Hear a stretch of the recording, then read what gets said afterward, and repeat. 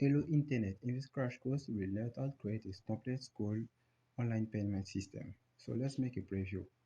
First thing to do is to log into the app. We log in, you can log in and register, but I already created users. So let's log in with a current user. When logging, you will fall on this dashboard. This dashboard will list all payment that are done. So before start, you will go to the settings panel and create a new school year. Let's add a new school year. Let's click on add year and we will add the school year, and we need to active a school year. And when you active a school year, all operation is about the only school year, the selected school year. Now if you go to dashboard, it will be empty, so you can save some level. So let's click here and save a new level, and each level have its individual price. You need to specify the price of each level. So let's say that for the fourth level, the price will be 3,000. Let's click on add and say that the level is that. Now let's go to classroom and add a new classroom. By default, I save only one classroom.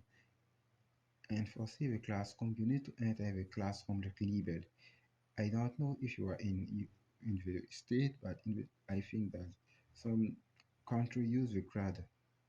And if when you add the classroom, it's got here, and you can click on the edit part to edit the classroom. You can edit it as you want, and when you hit the edit the update button, it says that the classroom is updated. Next thing, you can update and you can register a new user or update a new user. Let's add a new user, a new student. Let's take the matricule of this one and pass it, and add the last name, and add the first name, add the birth and the sex.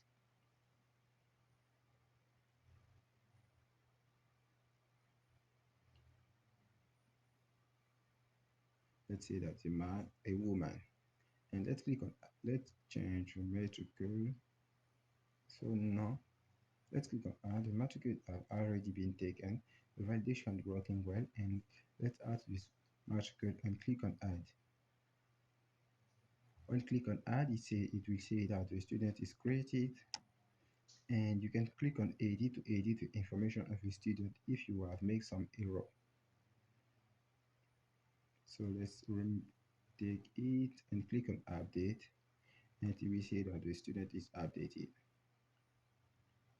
When the student is updated, the next thing to do is to register the save student in a classroom. So click on new registration,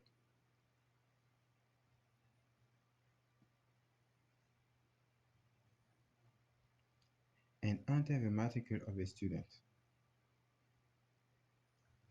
By entering the matricule, the full name will automatically fill, and you can choose the level and the classroom of the student for the active years.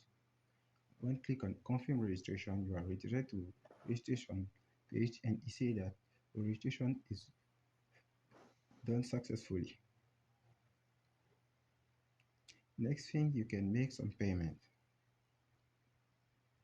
Let's go back to the dashboard and click on new payment. When you are on new payment, you can enter the matricule, and the student full name field will be autocomplete. And here you can type the amount that the student want to pay. So if the amount exceeds the level amount, you will see that we get this error. So let's enter a correct amount. And now the button appear again. So now we click on confirm, and the payment is saved, and we come back to the dashboard. Let's add a new payment,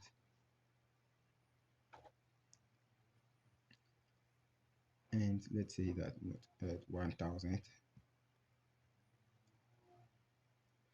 and the payment will be saved. And come back here, and here we get the school year, the date of the payment, the student info, and the amount paid. You can use it as the basis for your app. Let's start it. First thing, let me move to the corresponding folder to create the project.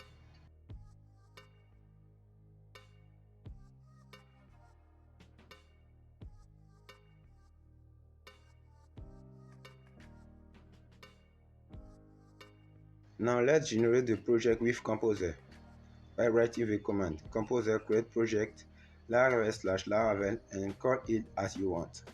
In my case, I will call it tuition module.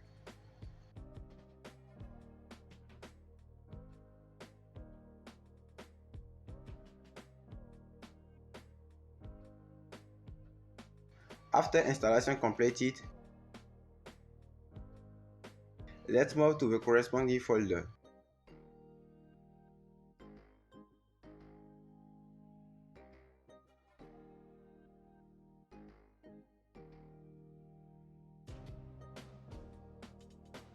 Next thing, let's go to start to select a starter kit to use in our app. We want to have a authentication and the complete authentication be already exists. So for this, we will use Jetstream with Livewire. So let's first go to Jetstream and install it.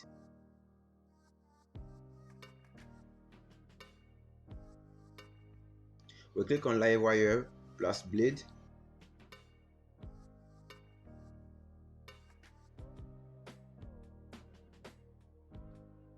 And here we click on installation. And for the installation, we need to run this command in the project folder.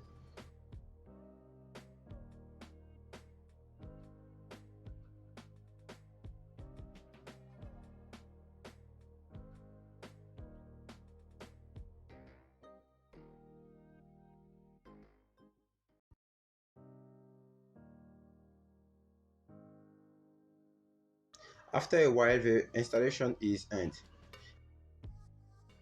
For finalizing the installation, we need to run npm install and npm run dev.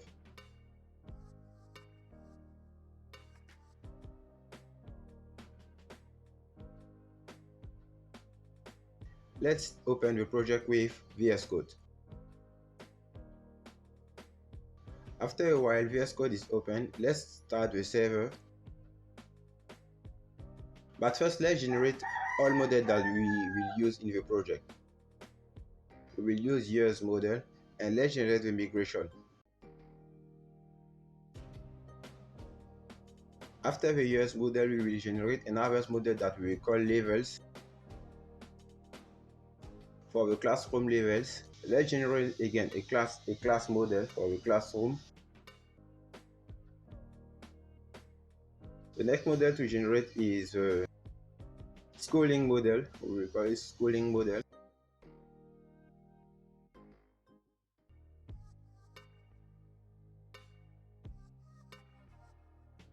Next is the student model that we will generate.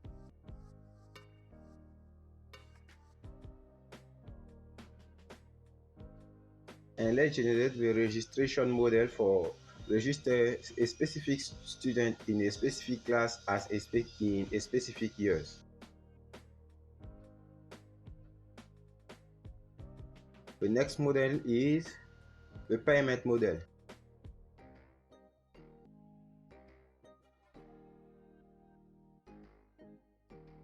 When all models are all generated, let's go to add the column for different models that we create.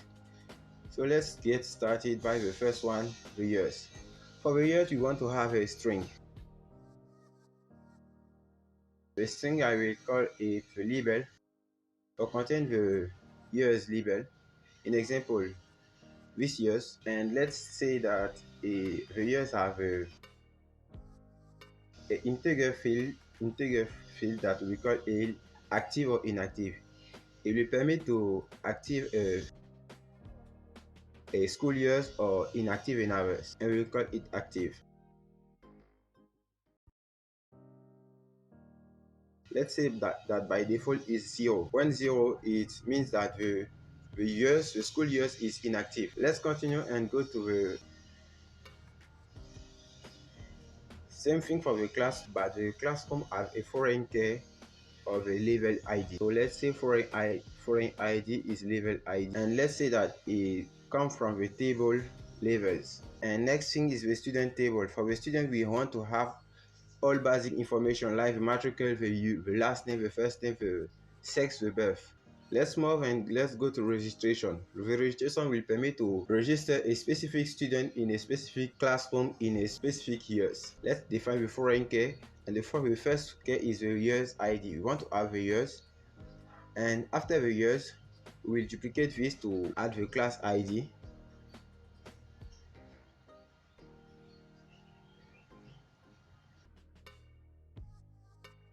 And here we want to specify that it comes from a class table.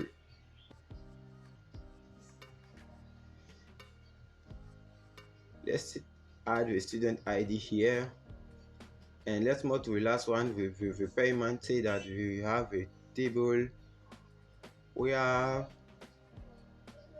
a foreign, we will have a foreign field, and this the first will be the student ID.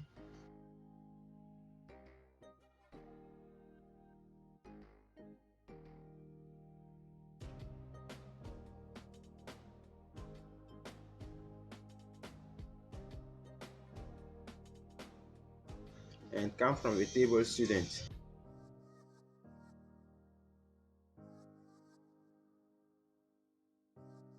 Let's say that after the student ID, we want to have a year's ID.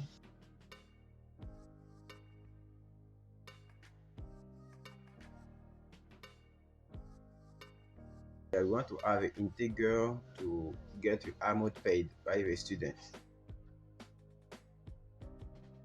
And let's give a statute feed for the payment to know if the payment be accepted or refused. So let's say that we have a boolean field. We want to have payment status. We want to have a status. We'll call it the confirm. And let's say that by default is true. When all is done, let's run the all migration to our database. But first, let's start the server. Next thing, let's go to phpMyAdmin and create a new database. In my case, I will call it schooling. You call it as you want. Click on create and the database will be created. Let's come back to your header, close the migration folder, close all different folders that we've opened.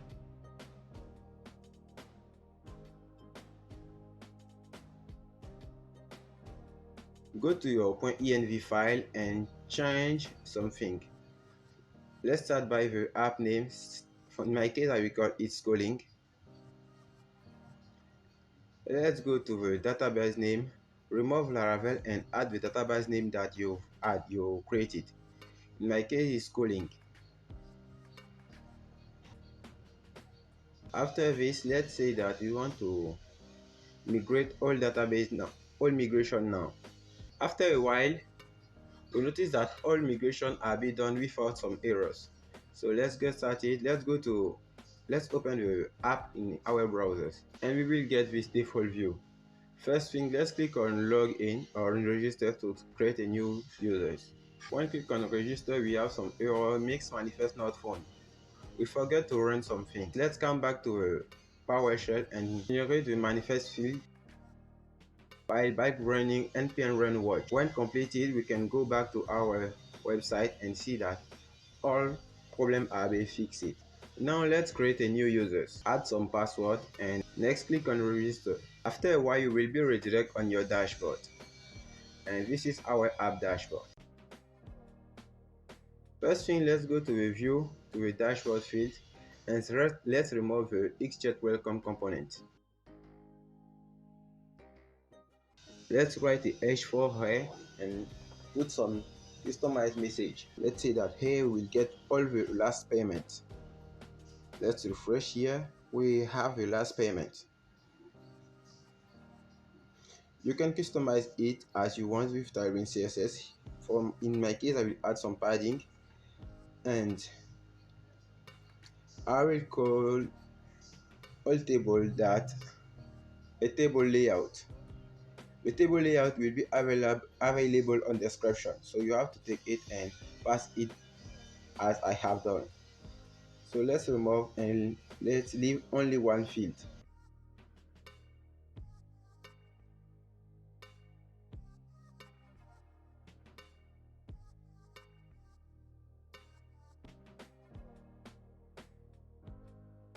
Let's show the field that we want to get from the database here. We want to get the date, we want to get the student matricule, we want to get the student ID. For now, we will call student ID, but later we will call the name and the last name. The last name and the first name.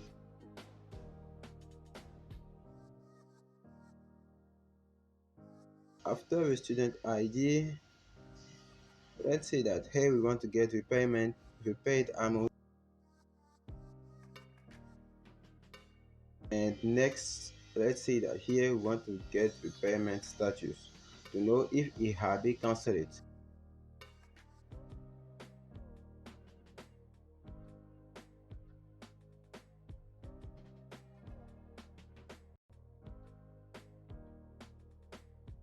When refresh, we get this beautiful table.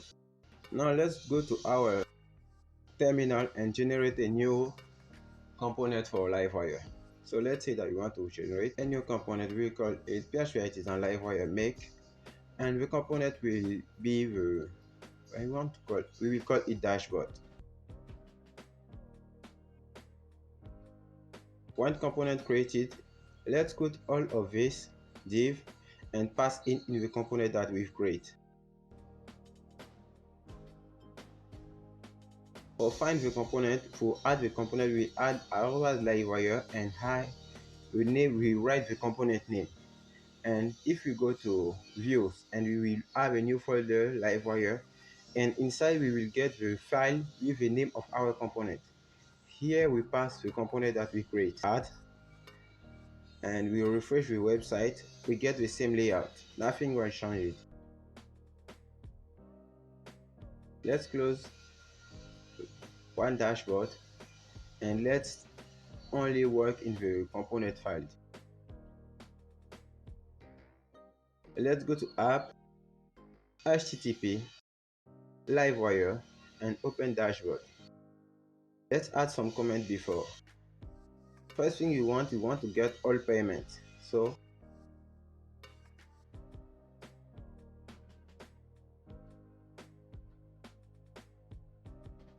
and here we want to get in first we're selecting schooling, we're selecting school years.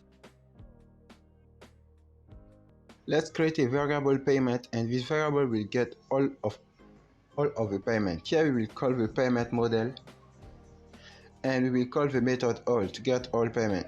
Here let's go to Livewire view and send this variable with a compact method. When done, let's go top and say that we have selected years, and we will say that by default it's 0. Next, let's write a query to get the selected years.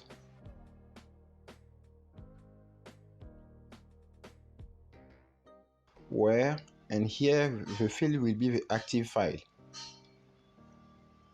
We will select all the years where active is 1, and here we will get it.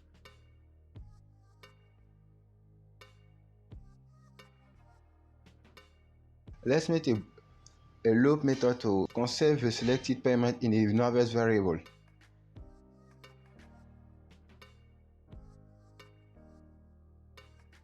Let's say that here we want to have a new variable that is current years, and its value will be the selected years.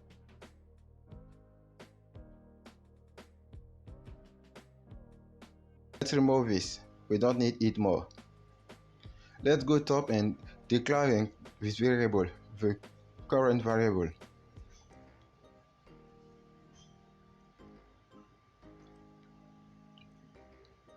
And here let's call it.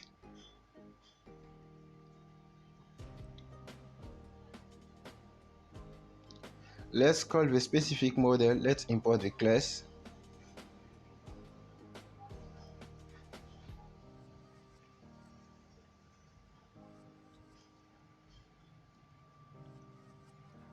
And let's go bottom and remove the all method and get only the payment that they are being made in these years.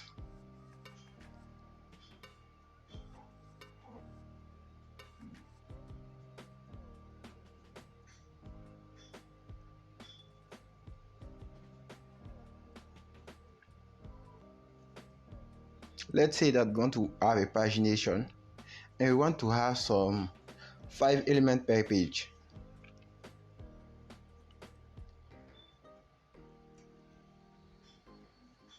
Let's close it. Let's close this. Next thing, let's go to navigation.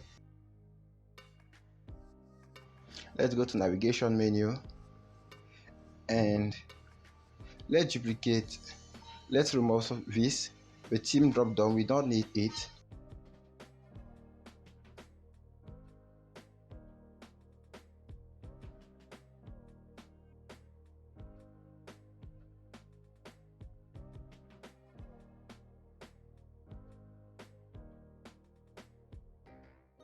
Let's go bottom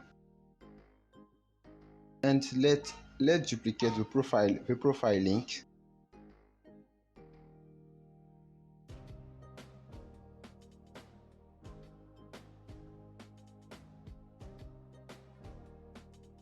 Yes, let's add here settings for the app setting, and let's say that the default route will be settings.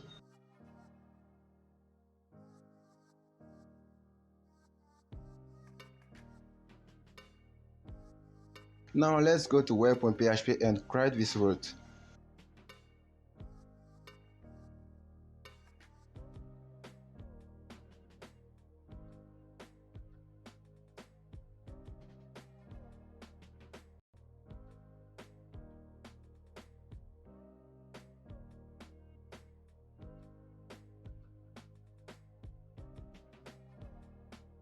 Let's create this first route. Will be called in a get method, and by default it will be the URL will be settings, and here we will use a controller that we will call it setting controller. We don't create it, but we will use it after we will create it.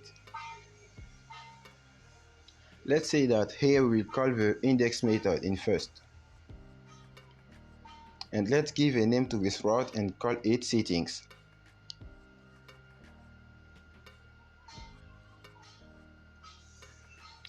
Let's go to our terminal and create the setting controller.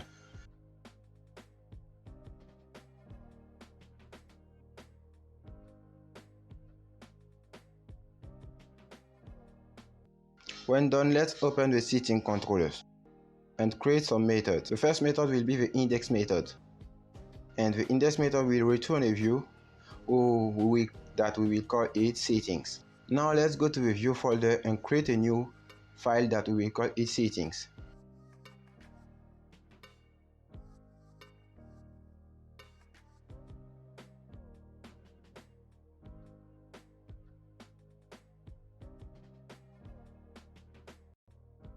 Let's go to take the content of a dashboard and pass it in the settings.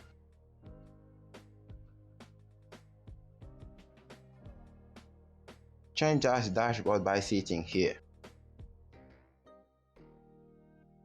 Let's refresh the website to see what are being changed.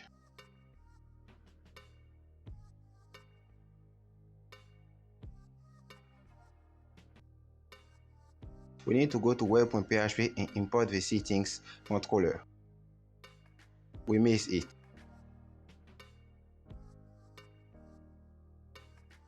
When done, let's refresh here, and here we get the settings. By default it shows the dashboard, but we will change it. Let's say that instead of use Livewire dashboard component, we want to use something different. We want to use some component, an AWS component. We will call the component setting. Let's generate this component.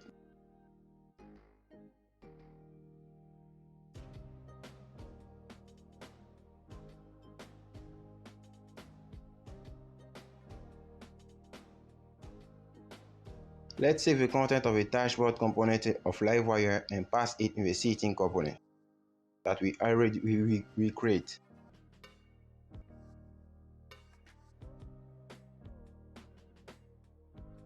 Let's add it 2 times, and we have the 2 different cards.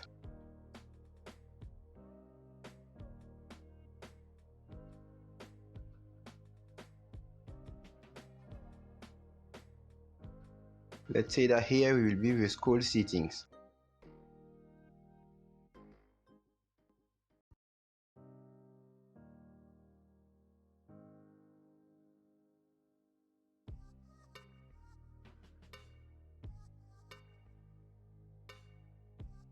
Let's remove it for make it clean to see.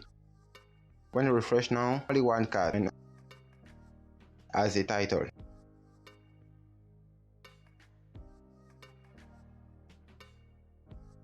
Let's say that here we'll get the active and inactive school years.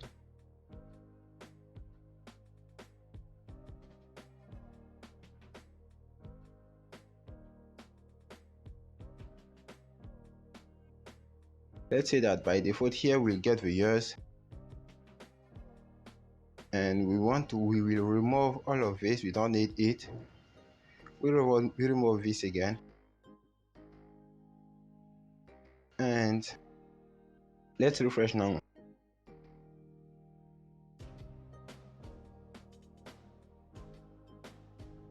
Let's say that instead of payment status, you want to get the status.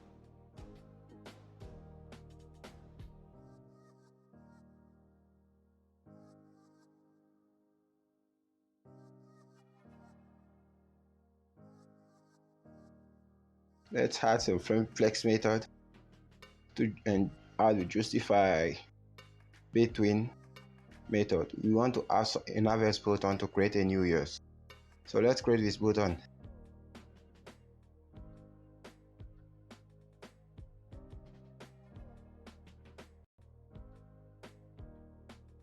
Let's add some class to make it better to see.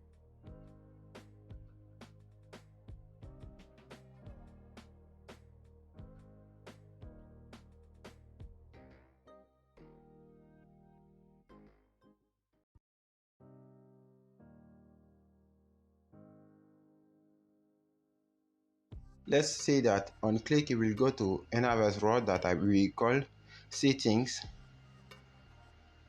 doc, and we'll call the method new years. Let's close this, close navigation, and let's go to web.php and create this new route. Let's say that we use a method that we will call new years.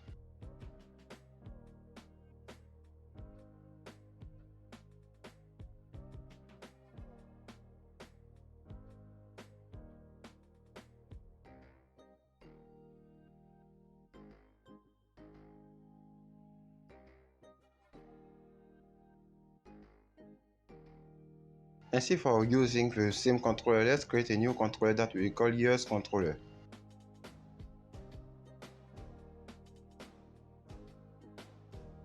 Let's remove this, we don't need it, we will pass it in the years controller. It will be better to add it here. Let's create some method to create a new years. Let's say that by default it will return a view, and the view will be in the years folder, and it will be the create file. Let's go to web.php and remove the setting controller by the years controller. Here remove the new years and call the create method.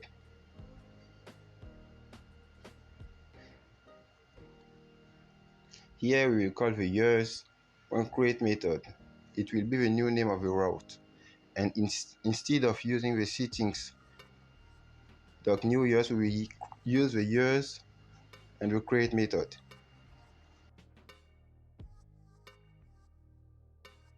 Let's go to the view and create a years folder.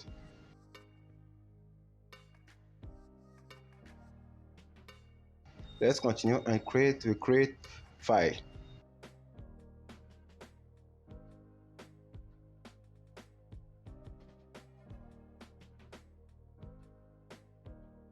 Instead of a create file, we'll copy the content of a dashboard and we'll add it, we pass it.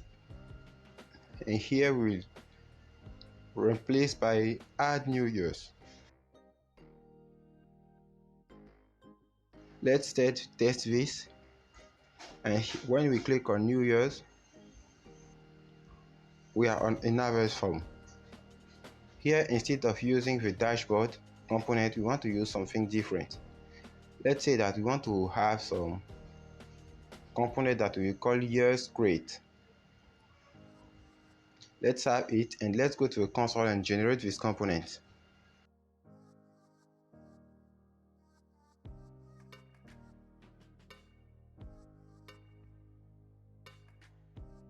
Let's go to take the content of a login and pass in if a years create. By processing like this, we will get by default a form, and we'll use it for the next. Let's remove this and pass it here.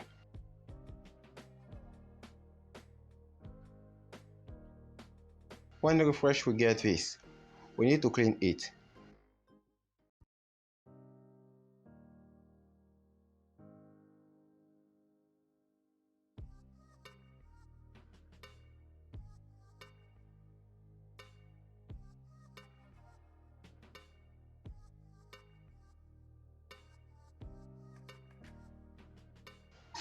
Let's remove the ID and change all email field by the. Let's remove the value. Let's remove the name. Let's remove the autofocus.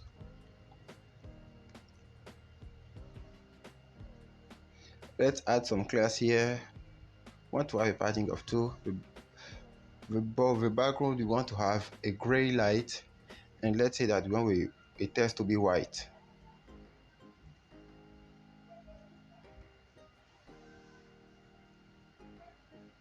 Let's say that we want the button to be rounded.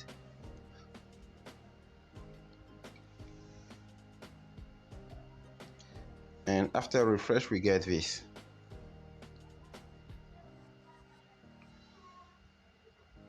Let's add some placeholder here and say that we want to add a school year here.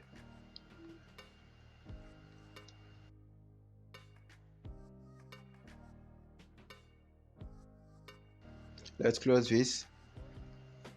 Remove the unnecessary windows, and let's go to the Livewire years create. Let's create a variable that we call. Let's create first a function for store the years.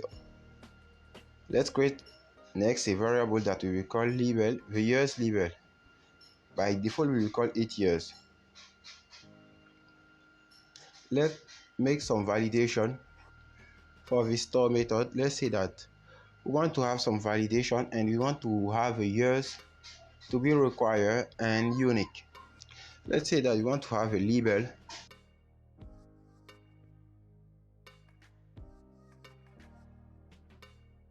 to be unique. The table is the years. The column is the label.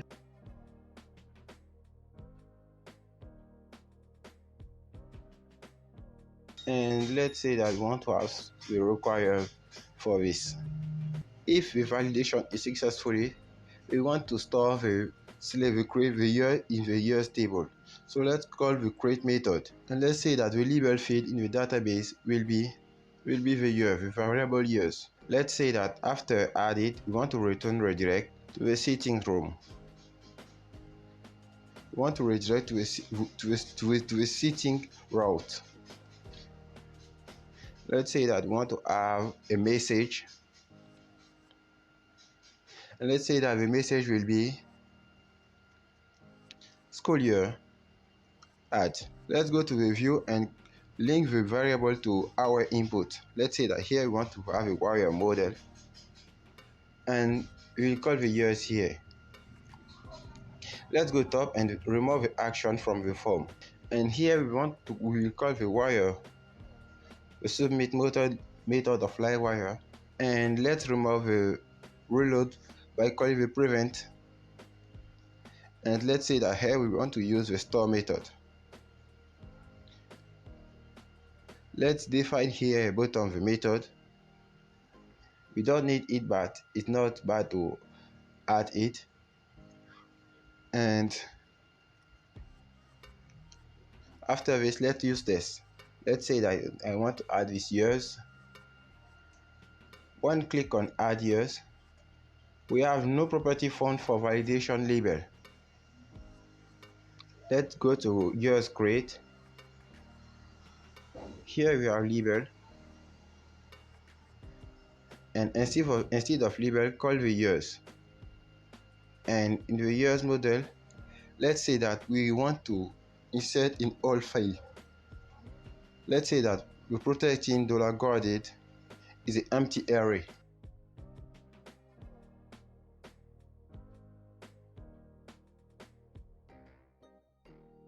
Let's go to the setting of Livewire, and let's say that we want to get all the school years that we saved in the database.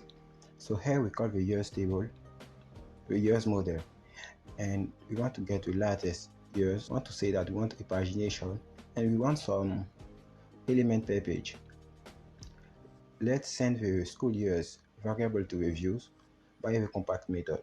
When done, let's go to the Livewire setting view and loop the variable.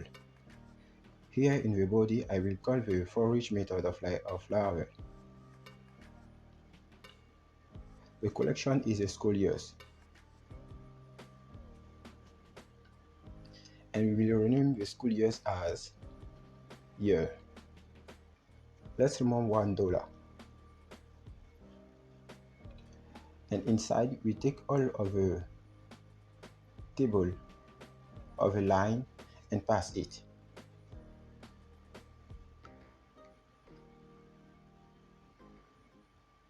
Let's say that here we don't want to have one, but we want to have the school year's ID. And bottom here, we don't want to have a name, we want to have a label of the school years.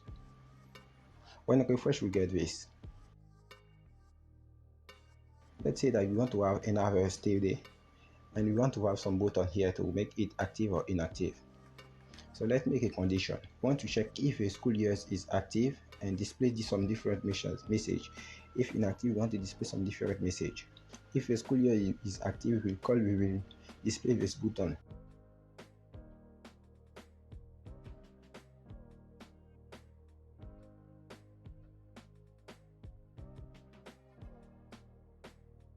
And when inactive, we want to display this button with the same class. Here, in the second case, we want to remove a green background. We want to have some red background. Let's refresh. We got this.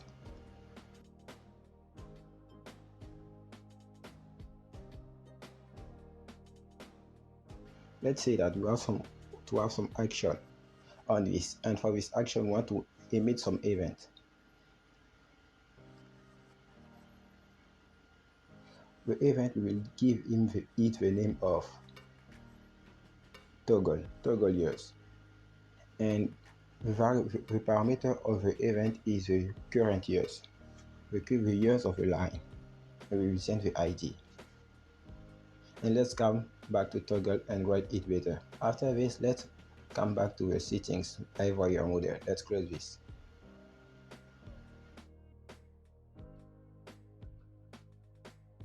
Let's define some listeners. The listeners is important for listen our event that we create, and the event is toggle years. And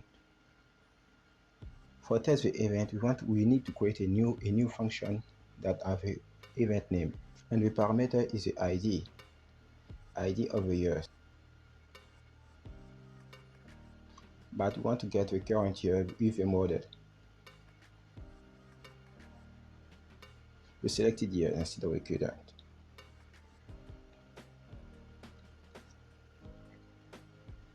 Let's say that by default, we want to update the years field by putting the active field to 1. And let's say that we want to save it. But before we forget to add the function here,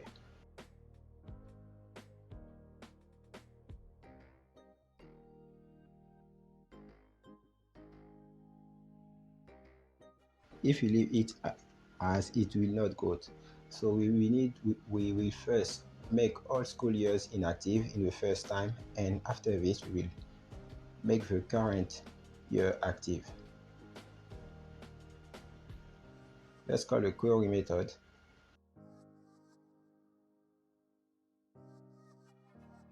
and let's say that we want to update all file, all row of the years table by putting the active field to 0. Let's say that if this query is running well, we want to update the selected row, the selected years row.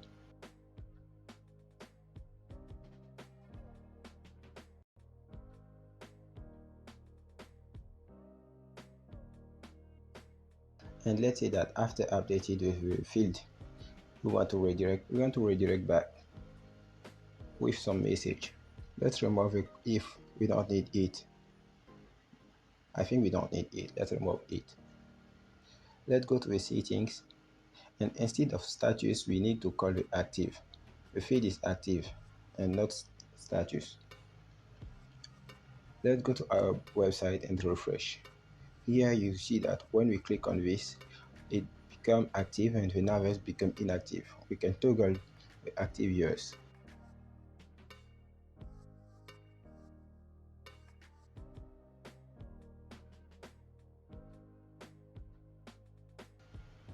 Let's add some inverse button that we will call edit to edit the current years. Here you will take the route years, and we don't want to create method, we want to have an edit method, and in parameter we will pass the years. Let's go to define this route in web.php. Let's duplicate this line. Let's change the route name, and instead of setting, let's say that here we want to have a years, and in parameter we want to have a year variable, and we want to add some edit. And let's say that we don't want to have a create method, we want to have an edit method. Let's go to the years controllers, and in the edit method we want to have the current years, the years by calling with the model, and pass a variable. Here we will send the years to the view by the compact method. Now let's go to the years folder in the view and create the edit file.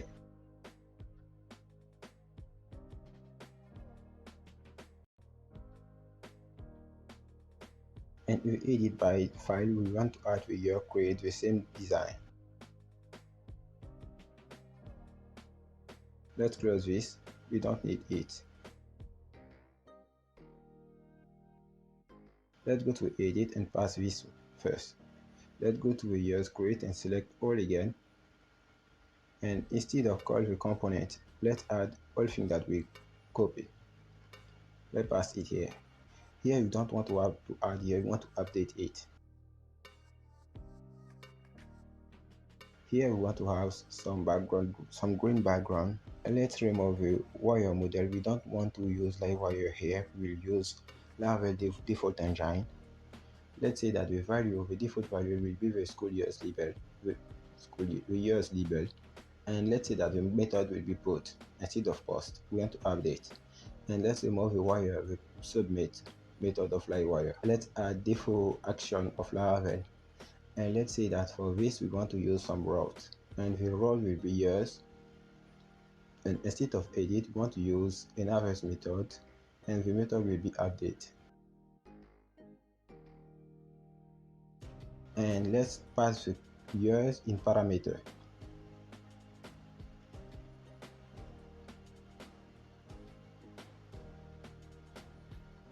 Let's come back to years.php and create a new route,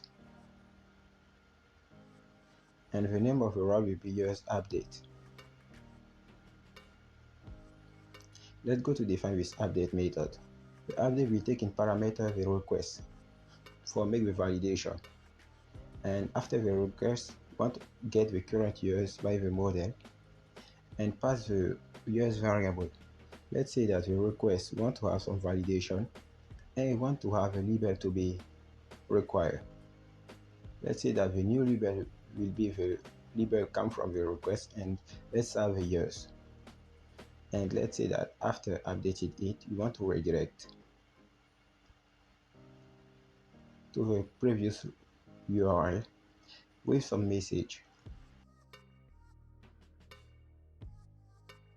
Let's go back to edit to see if all things are be good. And the input we need to give it the name of label,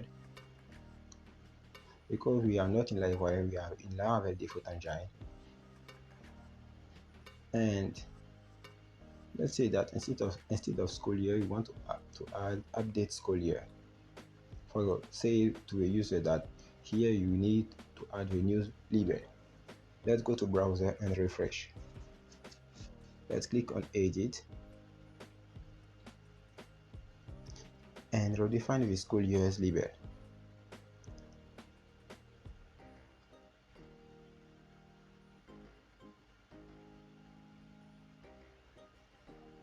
Let's click on update years to see if all working, and let's update.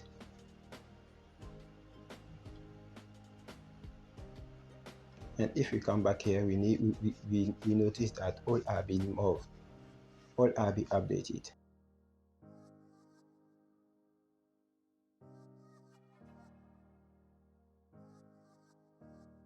Next thing, let's display some form errors if we got some errors. And let's say that the label, if we have the error, it comes from the label, we want to display some message.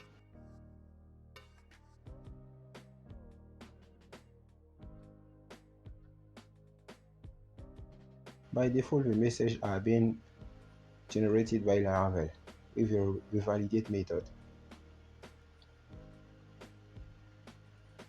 And we don't need this div. Let's go to the years create and add the same error to check if we get some error here.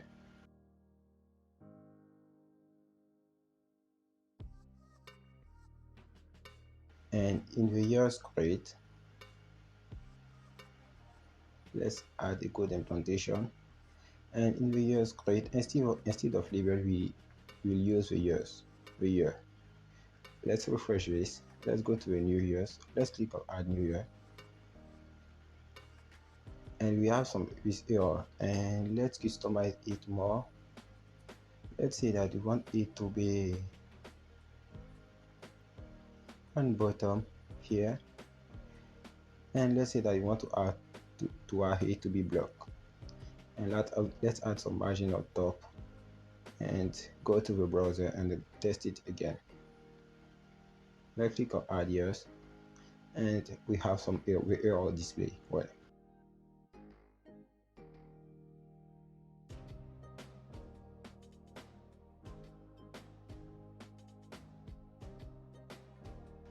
let's go to the setting in Livewire folders,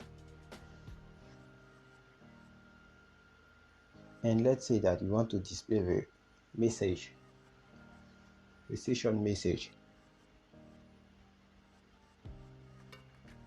And here we will display the message, and instead of error, we will remove the error condition. We want the background to be green. Let's remove the error, we don't need it. We want to display the validation of the success message, and let's here call the session message instead of a message only.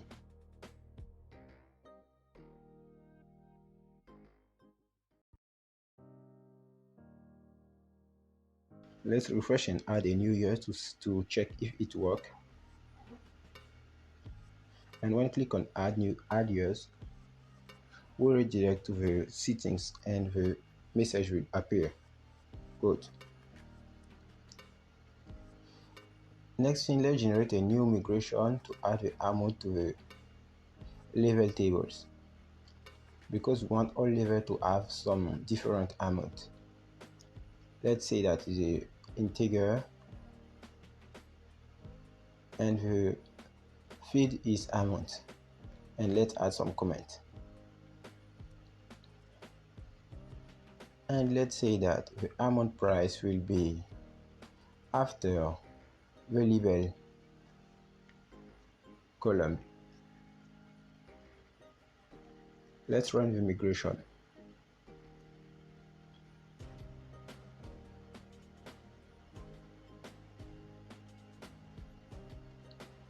When migration run, let's close all things that we've opened.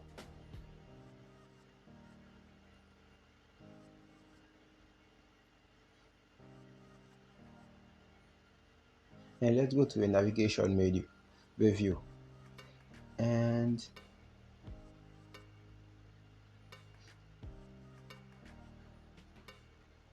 let's say that when we want to duplicate the dashboard to write a new menu.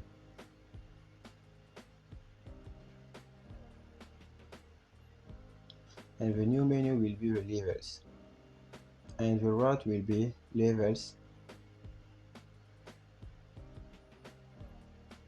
And let's go to the web.php and define this route. Let's say that for the levels, we want to add some comment. And here bottom will be the level routing. Let's say that here we want to have to use the prefix method.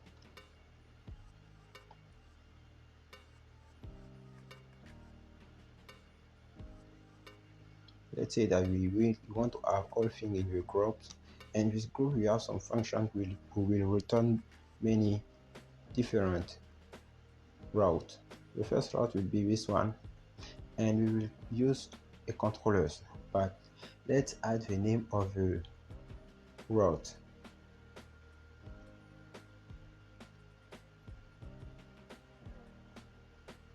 Now let's go to console and generate the controller, the level controller.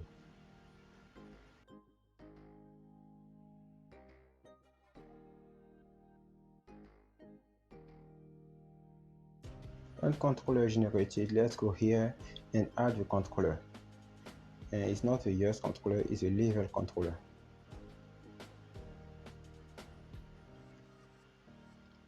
And let's say that by default we will use the index method.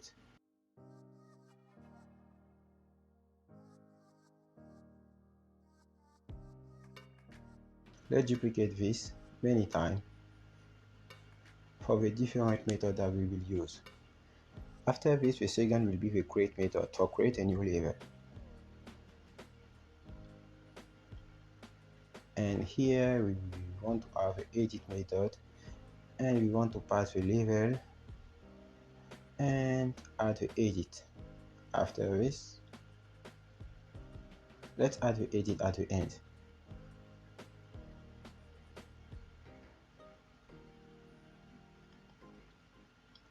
The last one will be the update method, and here the route will be called input, and here instead of edit we call the update, and here the route name will be levels.update. Here add the name of the edit,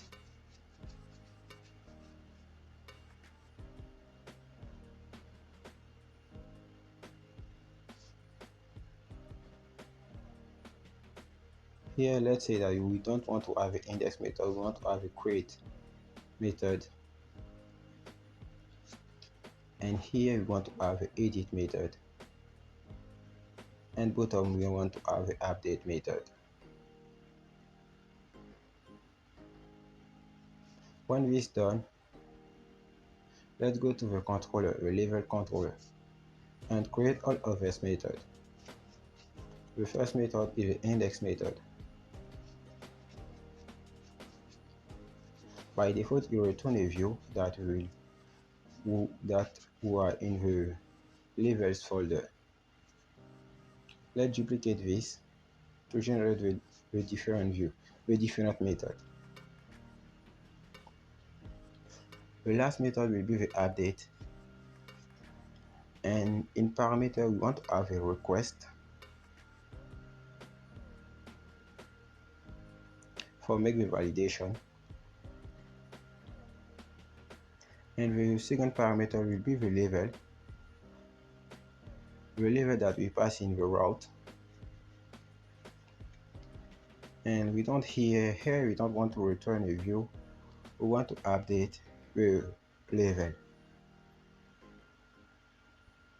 Here we don't want to the index method, we want to have the edit method. And let's pass here the level.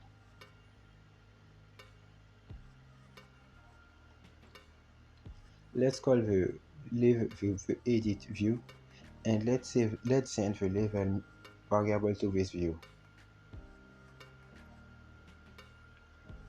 Here is not the index. Let's say that we want to have a create method, and let's say that here we want to have a create file. Now let's come back to the update and make the all validation for our update. Let's say that in first we want to have some validation, and we want the label to be required. Let's say that we want to have a level amount to be required too. And here another validation is that is in integer. If those conditions are respected, we want to update the level.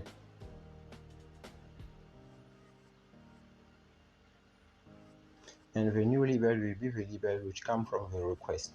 Same thing for the amount.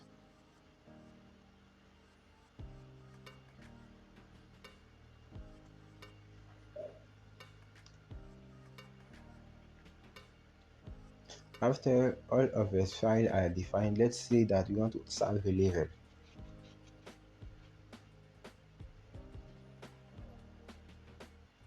And when served, let's say that I want to redirect to the level route. The route will have the name of levels. Let's say that you have some message. Now we need to generate all of the views.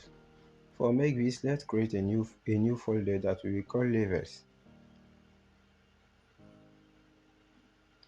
And in this levels folder, we create different view. The first will be the index.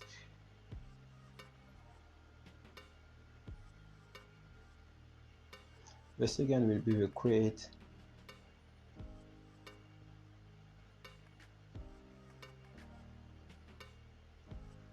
And the last one will be the update or the edit.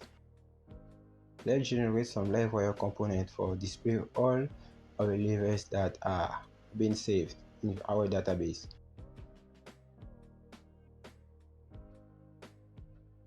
Let's go to the Livewire. Yes, let's go to the index method.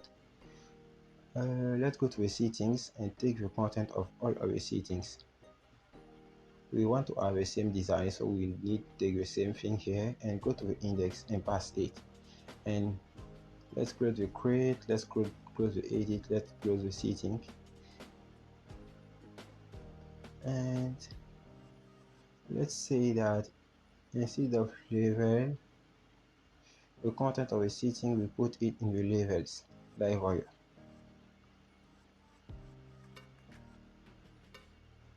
Let's say that the loop will be the levels, and the levels will be renamed as level.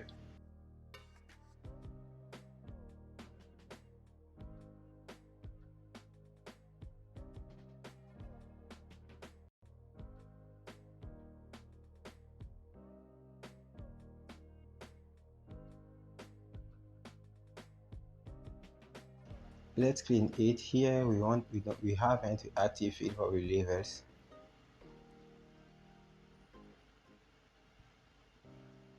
Remove this colon, we don't need it.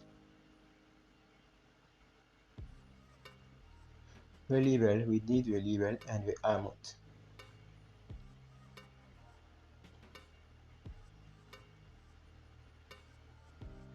Let's go to top and remove the status header. And let's say that here instead of status we want to have the amount, and here we want to have the labels.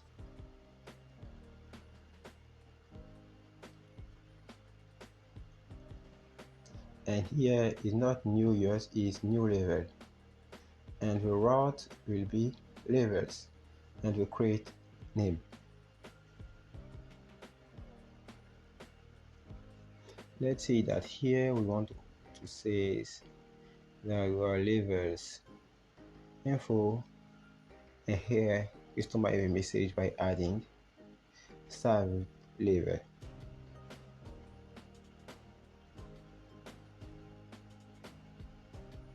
Now let's go to Livewire and open the labels file. Let's say that we want to get all labels, and we will use the label model,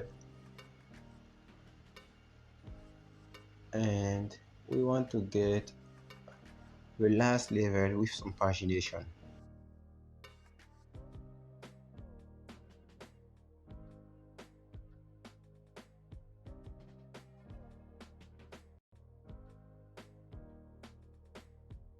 Let's send the level to the view with a compact method.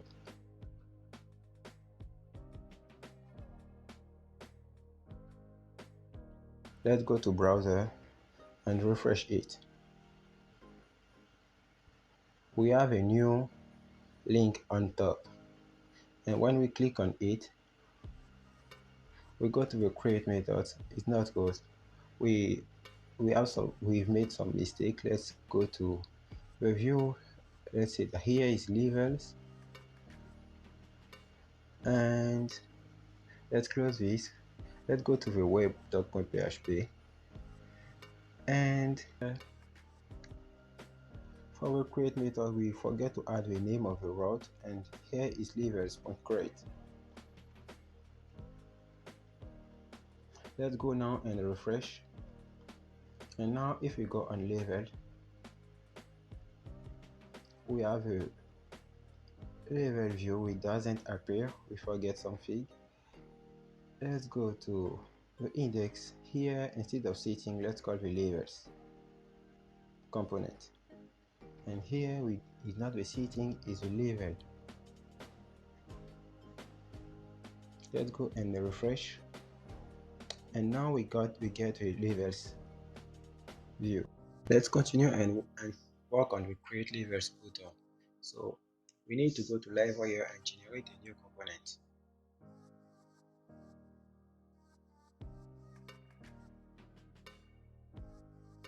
For this component, we will call a level create, and when click enter, it take a time, and when generated, we will go to use create and copy the content of Livewire and paste it in the level create new file that it will be generated. And here, instead of add, here is add level, and the error will concern the label, not the year. Let's remove this, we don't need it. We will duplicate it, we will use it like this. Here is not the school years, it's the level price. We will use this for the amount of the level. And for the wire model, we use price. Let's remove the placeholder. Let's go to top and remove this placeholder. We don't need it. And here we don't have this, we have a label. Let's go to the model and replace yours by label.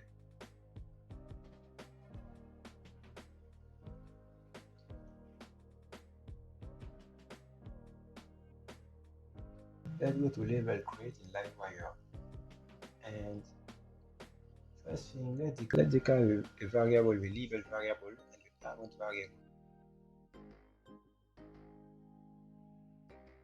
Come back to the create method and replace price by the amount.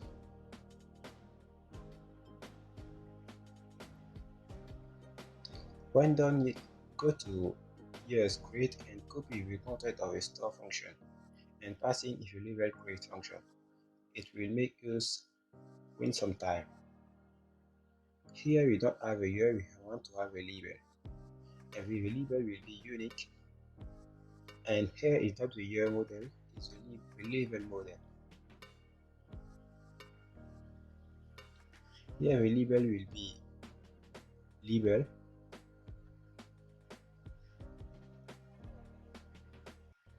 and the amount will be the amount.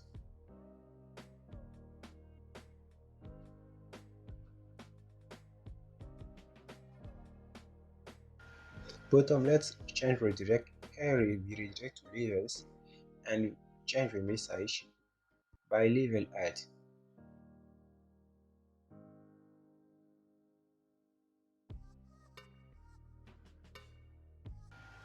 Let's make some extra space. Let's make some space here. And let's go to the index and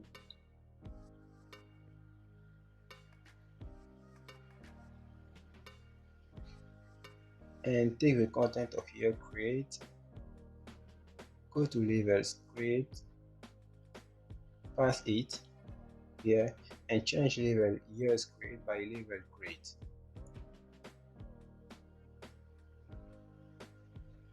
Here is not add new year, it's add new level. Let's go to website and refresh to see the change. Let's click on new level and we fall on this form. Let's see if all will be work. Let's add some label.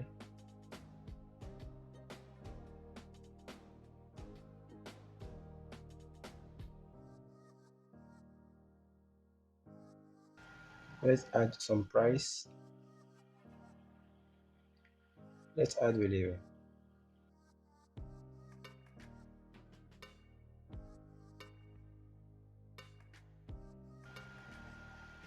And we forget to the math assignment. Let's go to level and declare a protected guarded field to an empty array.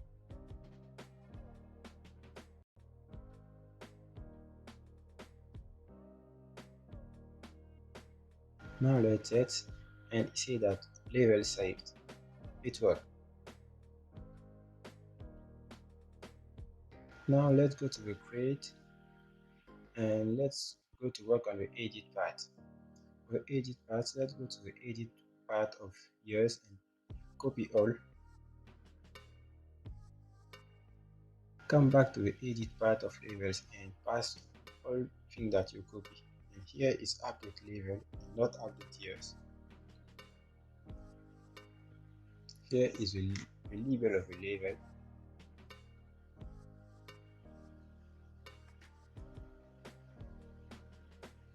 And here is update levels, level or levels label. Call it as you want. Let's duplicate this and generate the amount file.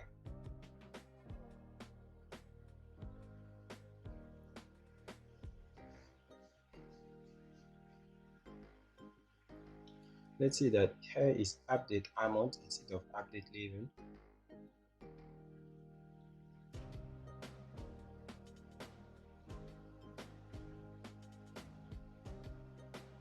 And the value will be the level amount.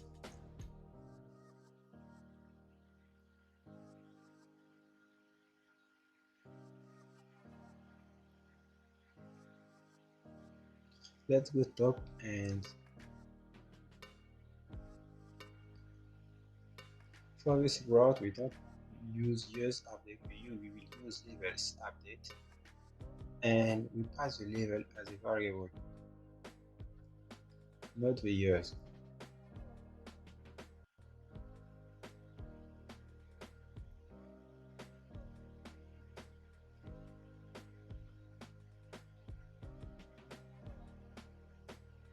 Now let's show some error for the amount.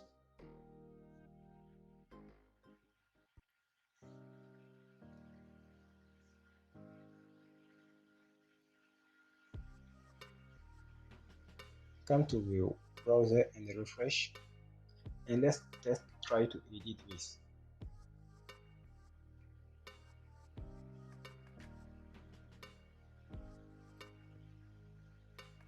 Let's change the level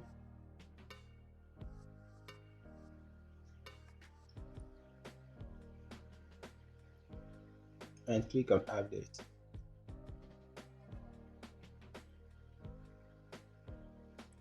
And here I say that column amount cannot be null. Let's come back to the view and see what we miss. And here instead of level is the amount, we forget to add it here. come back to the browser,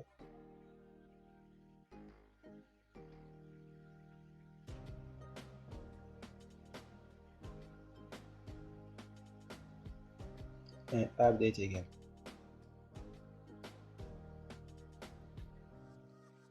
And here it says that validate request does not recognize.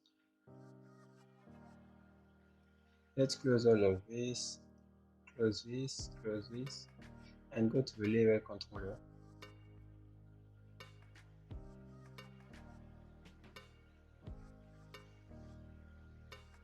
Why is saying that validate request does not exist?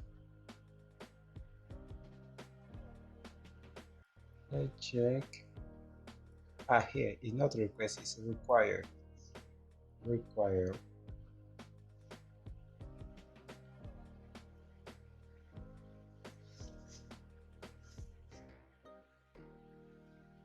Let's come back, and when refresh, you see that level is updated.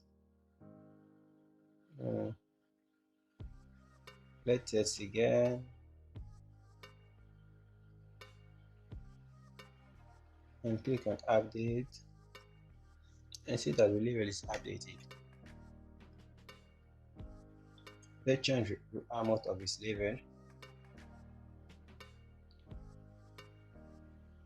and we update it to work well. Good. Let's go to index and let's go to top and add some dollar symbol after the amount to make it price plus dollar. Let's refresh and we get this. Perfect.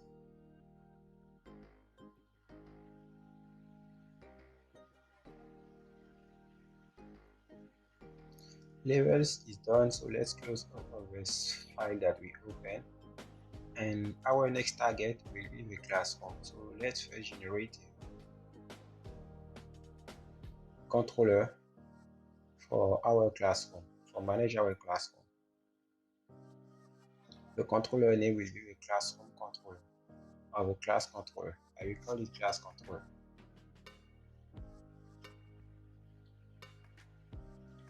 So let's duplicate all of the route of the levels. We will use the same for the classroom.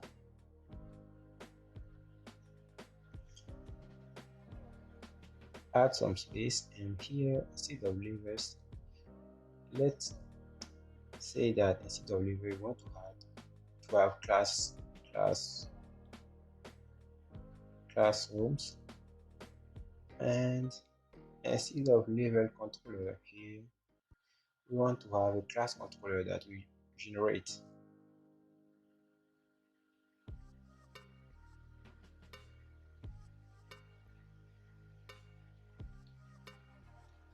And here is not the level that we will use the class.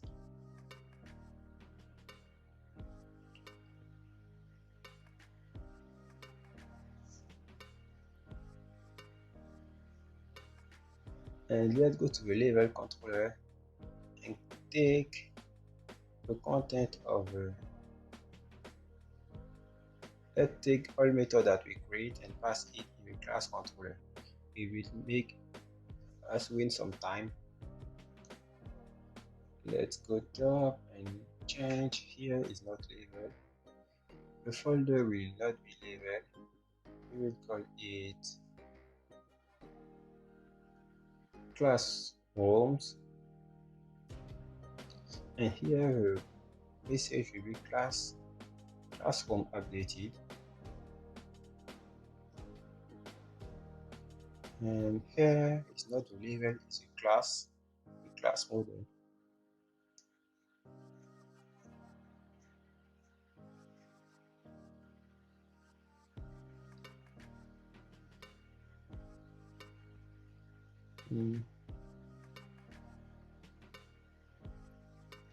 Here let's select all and change from pass from label to class, and here is not label, it's a class model.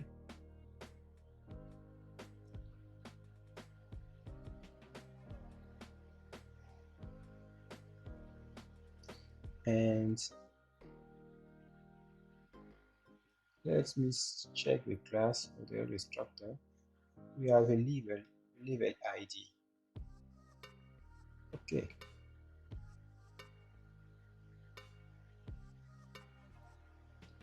So instead of armor, we have a level ID, and here not armor is level ID.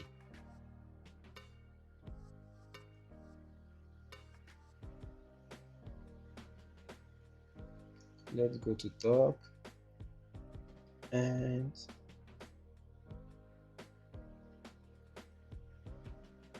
I think all is good.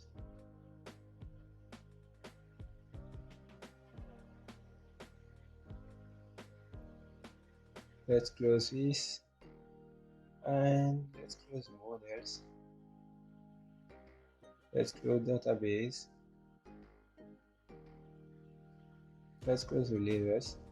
Let's duplicate the levels folder. We will use it. We don't want to waste any time, and we will rename from level to class homes.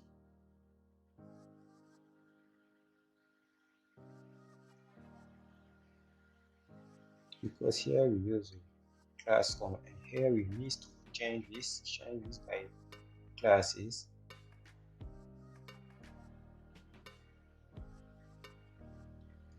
And in class home we have a create, we will generate a new Livewire component to use, and the component name will be not level create, it will be class room create.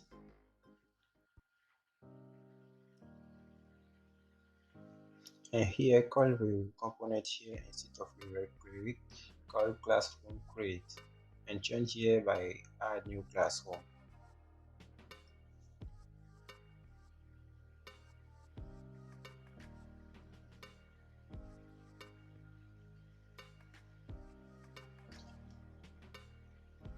Generate a new component for list all of classroom that have been saved, and call it classroom, and go to index here, and instead of level call the classrooms component that will generate it, and on top change from path from level to classrooms for the title. Go to edit, and here make update classroom instead of update level, and here the route will be classroom.update, and the parameter, let's go back and check something. Let's close this. Let's go to classroom create, and take the content of level create and pass it.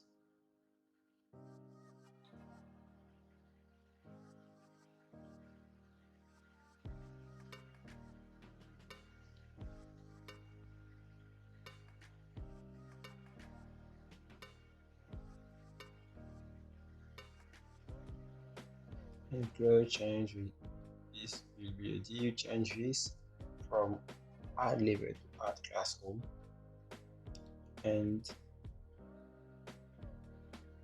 let's say that here is not the level price. I will say that here we choose a level, I will level from selected classroom, and here let's say that we want to have a new select, and we'll use our Livewire. We don't need the name and the ID. We use Livewire, so we will connect to a public function that we will call it level ID. And for the class, I will use the same class on top, but here let's add some option. The first one will be empty, and let's add all classes.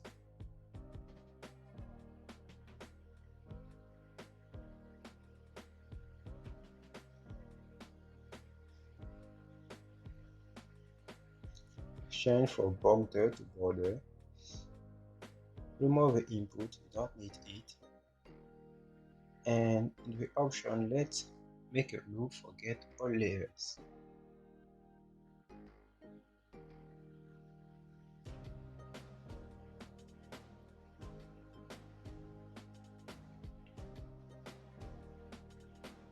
When we have not created a variable, we will prepare the way. After this, we will go to create all variable.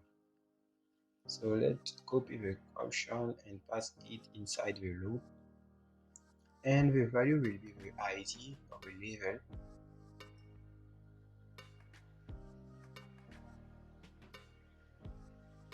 And here the user will see the label of the level.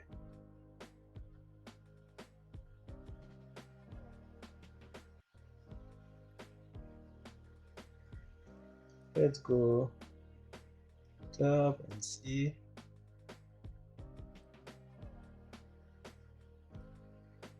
Here, what is goes.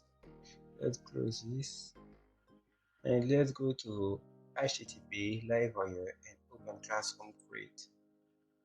And we need to declare some public function that we have had here. The first one will be the level, the classroom level. The next one will be the level ID.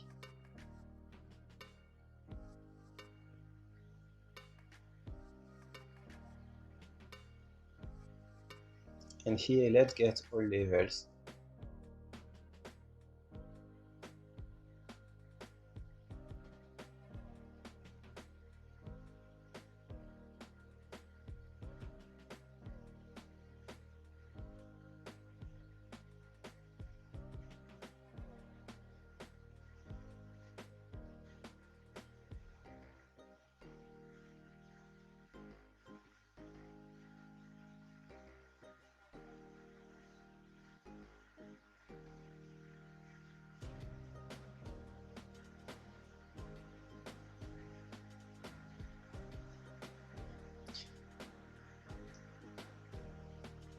Let's see the content of a stored method of level create and pass it in the classroom create.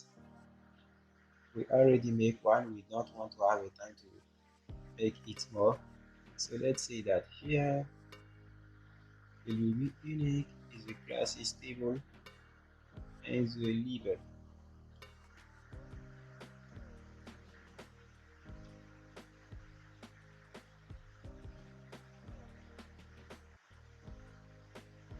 So let's say that we don't want it to be unique. Let's say that for a level ID we want it to be required, and it's done, it goes. And here is not labels, it's class home, and call the class home model. And the model here is class instead of class home. And here instead of amount is a level ID. We change from amount to level ID. And change the new route after action to class homes. And message will be class home add or class add.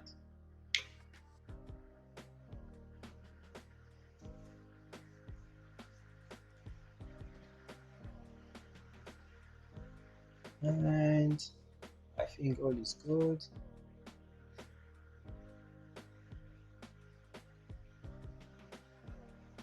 Let's go to class model and allow the mass assignment. And here let's say that the public candidate is an empty array.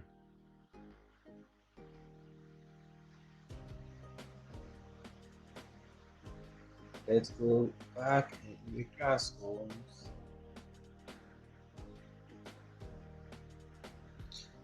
Let's take the content of the levels where we display all levels and pass to the classrooms. So let's select all, come back to the classroom file, select all and pass it. Good. Here is not level info, is classroom info. Here is not serve level, is serve classroom. Here is not level, is classrooms, and we create new classroom.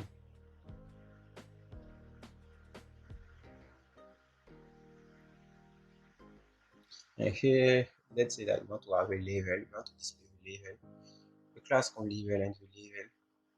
And instead of label, let's say that it's class homes, and we will name it as class as class, and is not label. Label here is class.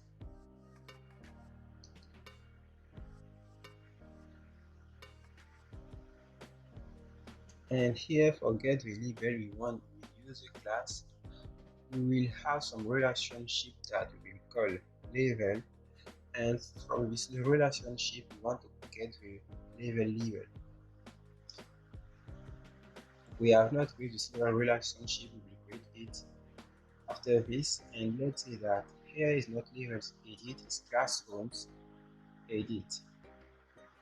And in parameter, let's check the parameter. Here, let's go to define this relationship. Let's go to classroom. Let's say that first we want to get three classrooms. Let's say that we use a classroom mode, a class models, and we want to return it with a relationship that we call labels, and we want to get it with some pagination. So we will use a lattice method and select some element per page with a paginate method. So let's send the classroom to a view with a compact method.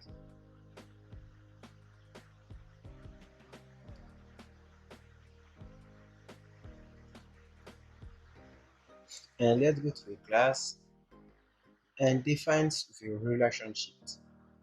So it belongs to, because one level has many class and one class belongs to one or many levels. So here is not user, it's level, and you can define with right k if you want, but I think that I make only raw, I don't need it. But if you want, you can define it by like this with the level ID, because it's with foreign key. But if you remove it, it will work. Let's clean this and close the class model. Here I think that all is done here. Let's close it again. Let's say, I think I missed something here, I don't know, maybe. If I get some error, I found it. Let's go to the navigation menu and let's generate a new menu. After the labels is the class homes. Here is class homes.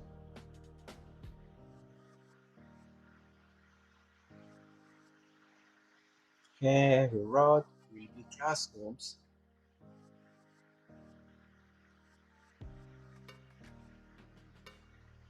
And let's go to browser and refresh. And let's click on class home and see if all will work. Okay, all is working. Let's click on new class home. We have a form, and let's say that we have this class home is come from this level, and let's click add class home. Validate level does not exist. I create a imaginary validation again. So let's close this. Let's go back to, I think it will create. We have the level, and here for the level validation, instead of string I write levels. Foolishness. Let's come back here and click outside and click on add classroom now. It will say undefined variable level. Why say this? The classroom views. The classroom views where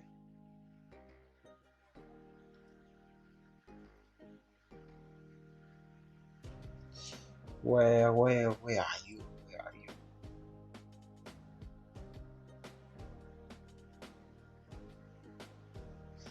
Oh, let's find the error.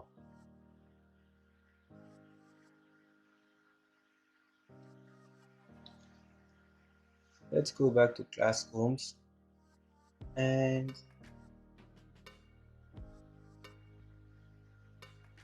here is class ID created. Here is class. I missed to replace it. So now when I refresh, all is open and it will work fine. Let's click on edit. And here we edit to say that we define variable labels.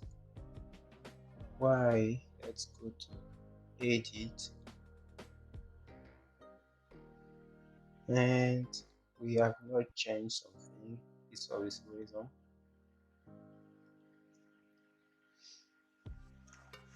Let's say that here is not a label, is a class label. And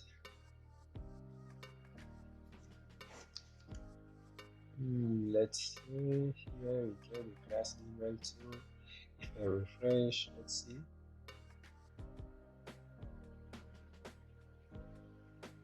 Define variable label. Okay, let's go here and replace label by class.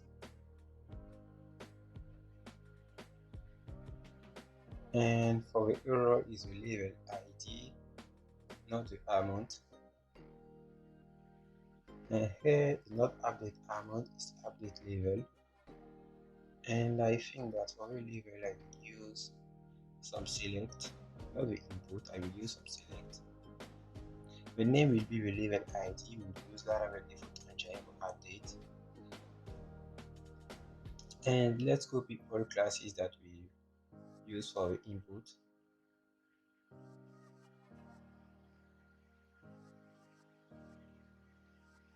And here, let's delete this input, we don't need it. And for the select, let's say that we have some options. The first one will be empty as every day. And let's make a loop to get all labels. And the collection will be the labels variable. And the label variable will be renamed as label. And here we want to have another list. And the value will be the ID of the label, and we will display the label to the users. And here will be the labels label.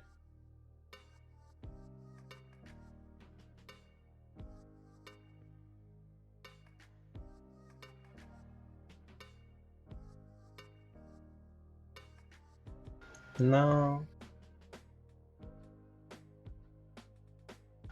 let's go back to labels to class controllers, and in the edit method we will send all labels to the view. So let's say that labels and what get all labels. And here after the class we will send the labels. So let's come back to browser and refresh. And now the labels appear. Let's change this. Okay, let's click update. And the classroom is updated, working well. Let's come back to the default value that I've put. And select the label and update it. Good, it worked. Now we will continue our app by working on the student part. But before, let's close all file that we've opened.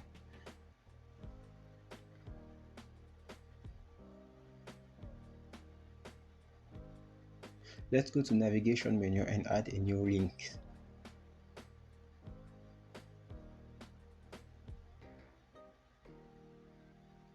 We will duplicate this line and change the route name if the displayed name by student. And for the route, I will rename is student. Next thing, let's go to web.php and duplicate all of this route. And now the prefix will be student.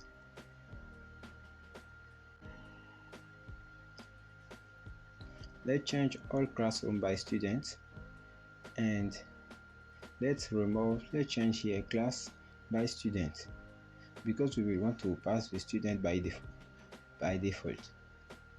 And let's go to console and let's generate a new controller for manage our student.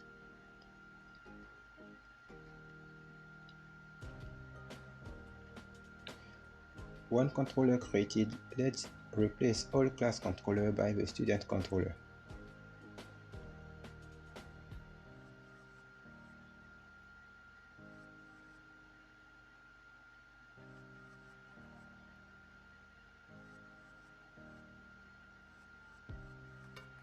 When change zone, let's go to the years folder and duplicate it too. And the copy, we will rename the copy as student.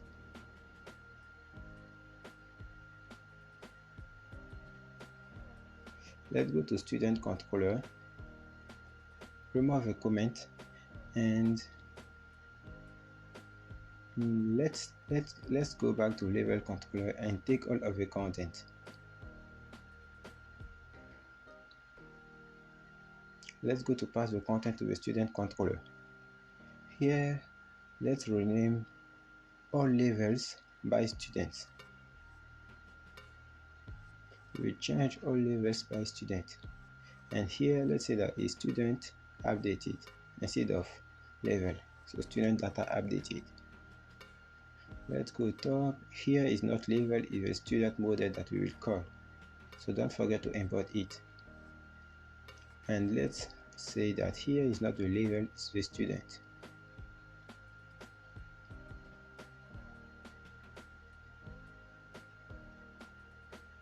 And let's say that here is not level, is student, and in front of we will remove level by and replace it with student.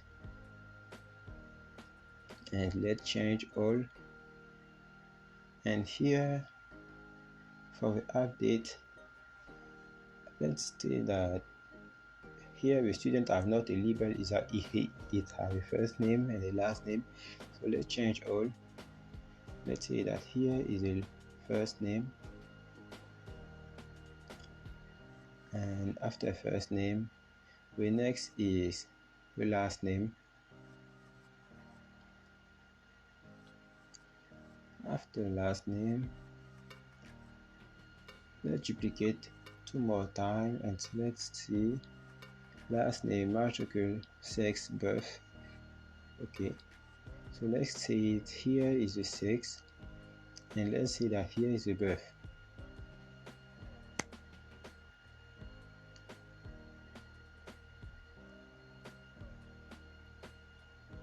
Let's go to top and let's close the navigation menu. Let's go to students and generate a new Livewire component. So the component, let's say that the component will be the student create. Let's say that here is a capitalize, and when controller created, let's go to the create.create.php and open it.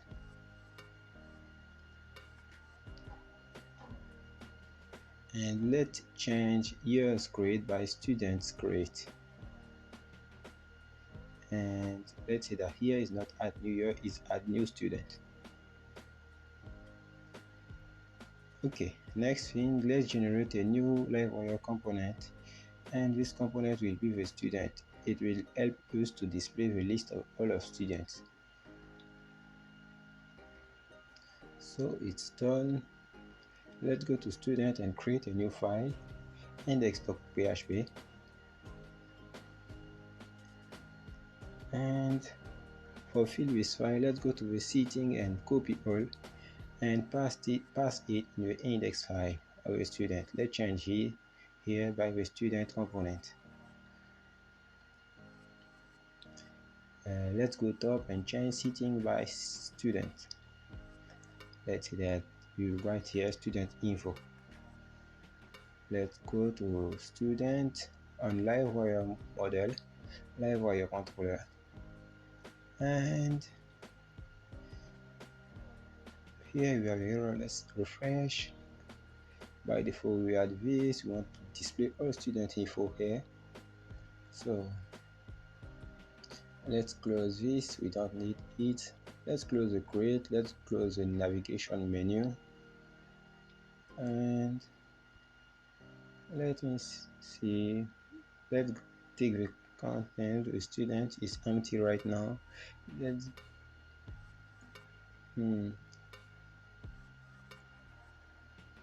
let's rename this as sales student, and let's say we'll take the default table of a level and pass it in the student. Okay, let's manage it to be better. Here we will get service student. Here is not level create, is student will create. Bottom is not new level, is new student. Change student information here.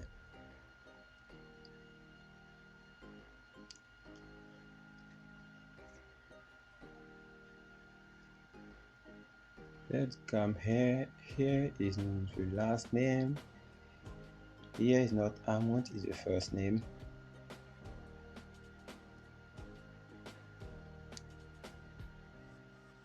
Let's duplicate this 2 more times. Here I will say that is student 6. Here this will be the birth, and this one let's duplicate. We forget something, I think. Here we'll get the student matrix.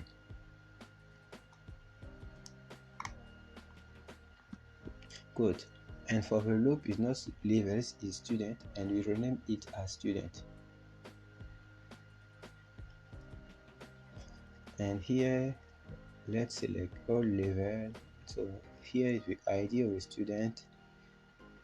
Here is a matricule of a student, I think.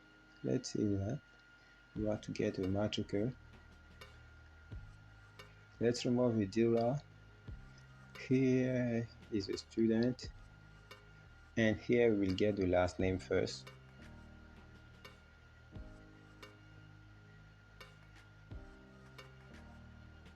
Let's duplicate this one more time. I think it's good. And after the last name is the first name. Right now we get the first name here, and bottom is not good. We will get what's the next, maybe sex or birth. Let's test with birth, and the last one I will think that is sex. And for the action here, the route is not labeled, is student, and the parameter is not labeled, is student.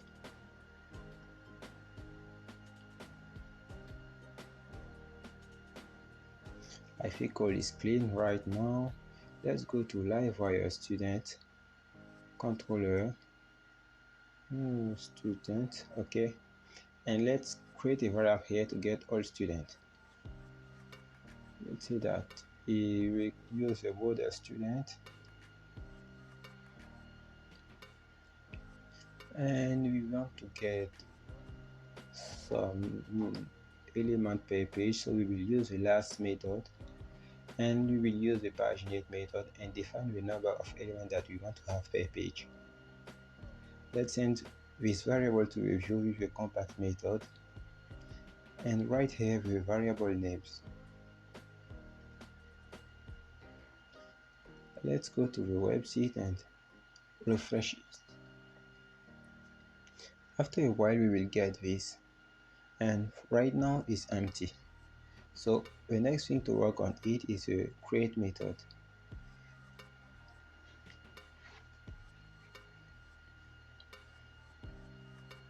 We will work on the create method. On click, let's see what we get.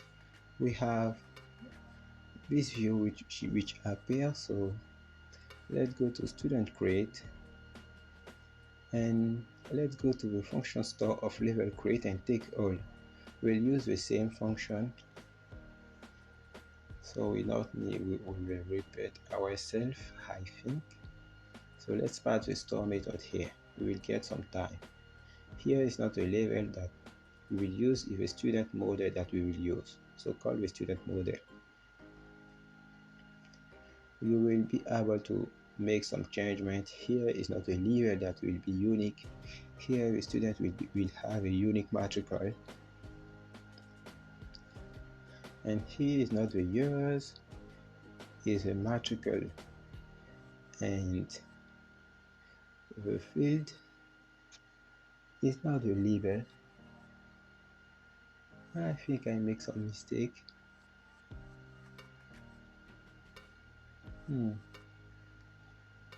I think I forget something. Let's go. If I get some error, I will come back. Let's say that the last name, I have some validation for the last name, and the last name will be required. No, the last name will not be unique, it will be required.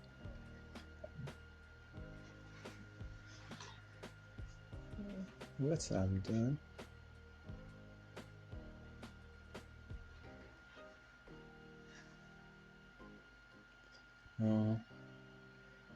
when use unique, it's required. And here is not the field, is the table. The table is student, and in front and here is the field. Okay, so let's say that the last name will be a string, and we will have the same validation for some field. So let's duplicate it one more time. The next one is first name. Keyboard, please help me. Keyboard, please. After the first name, the next is the birth of the sex. Let's say that the birth first, and the birth is not a string, is a date, and the last one will be the sex, and is not a string. Let's say that the minimum value is 1 and the maximum value is 1.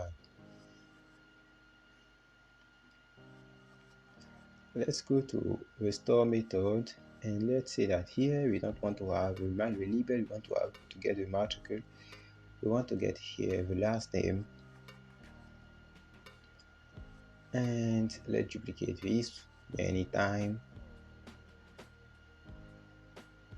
After the last name, here we see the next one is the first name. Let's select. Let me select. Okay, select done. So here is the first name. The next is the birth, and the last one is the sex. Whoa, keyboard, please.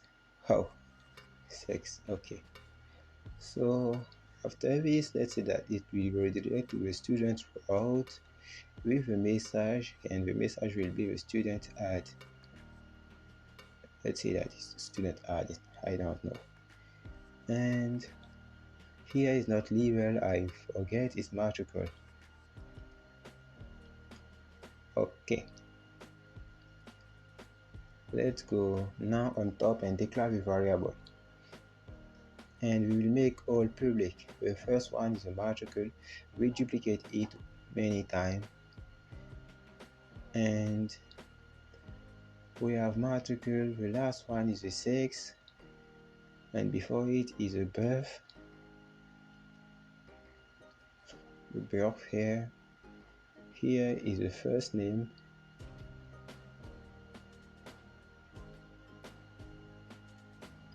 and this one is the last name. Okay, all variables are declared. Good. Let's make some space to make it better to see. And I think that all is done. Let's save it and go to the view. And for the view, we will use the level create view. Let's go to the level create and take all of the content and come back to the student create view. Let's close this, let's close this, let's close this, let's close this, and let's come back to the student create view and replace it.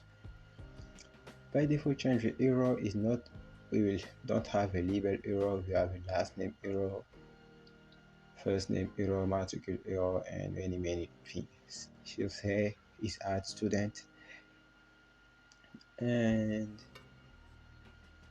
let's say that is not a level price, is a student, we don't sell student, and here is the sex. So let's say that for the sex we will have a list, a drop down, a select, and in this drop down we want to have two different options to select the sex of the student, and by default here is connected with sex variable that we create. Because it's public, we will have access it here. So the first value will be empty,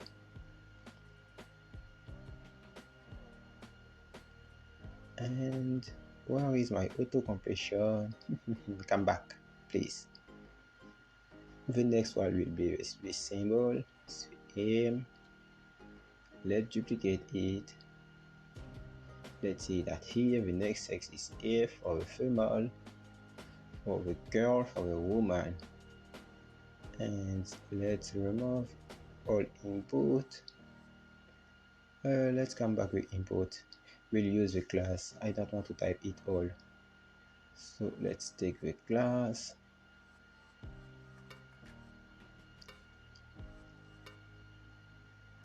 And here is border instead of burger king. And let's go to top and see something else. Here is not the label. Let's have a fight with you. You are not a label, you have a last name. Become today, you have a last name. And here, instead of label, replace it with last name. Okay, and let's duplicate this many time.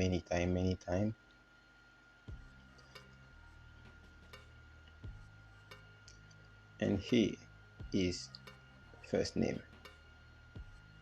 Okay, and the model will be first name instead of last name.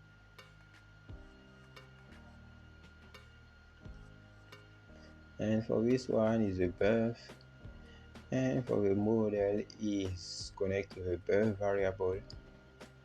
And the input, let's go up. I don't think I forget something. I think I forget something. What I have forget? And for the birthday type is the date.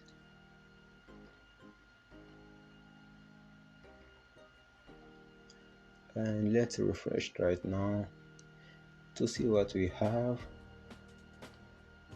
It takes some time. So we have a last name, we have a first name. Let's try to add someone.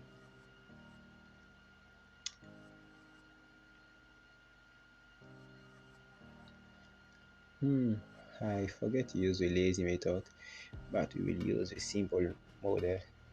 It will work in this case. Let's say that the birth is in average years, and take an average random date, select the sex, and let's click on add student.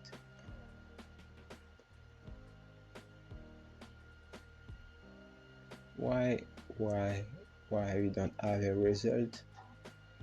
Why this? we don't have a result. Okay, maybe we forget something.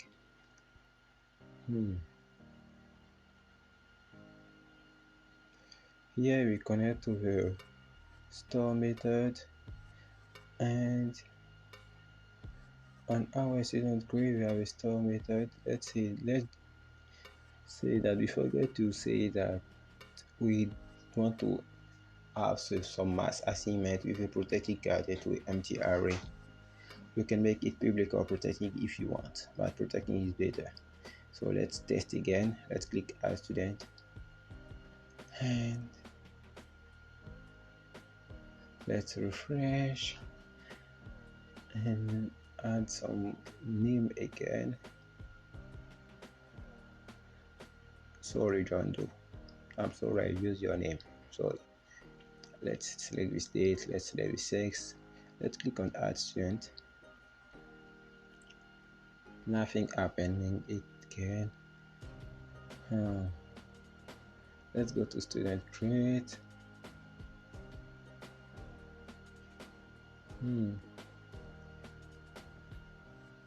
Let's display all errors. We will see maybe we have some error that we don't display. And the next error will be first name, and this error is the birth. And this error is the sex.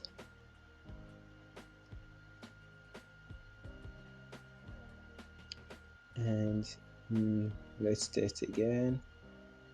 Let's use someone else. John Doe will be angry. Let's say on row. Select the state. Let's select this sex and click on add student, and nothing happened again. And here let's say that this error is matrical, and let's go to top, and okay, we haven't put the matrical field. It's for this reason that I noticed that I forget something. It was you, the matrical. So let's come back here and say that here is matrical, and the model is not last name, here is matrical.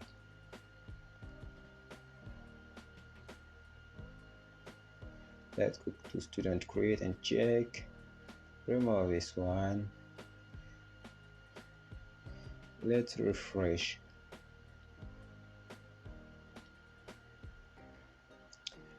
And now we have a matrical happening here. Let's see that this is a matrical. So go back. I don't need you. So let's write some correct matrical. Let's say that is MP and have some random letters. Let's add some last name, some first name. Will you John Doe again? John Doe. Who I am? I'm John Doe. And select the sex. After this, let's click on add student. And this time it's happened. Oh, we have students added. Perfect. John Doe is added to our database. Now we will work on the edit part to edit the student info. Let's click on edit. By default, after it takes a while, I don't know who is the boss. It's you and me. So we have some errors. So let's close this. Let's go to student controllers, and for the edit. Okay.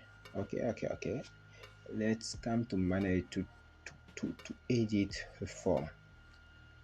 First thing, we will remove this card.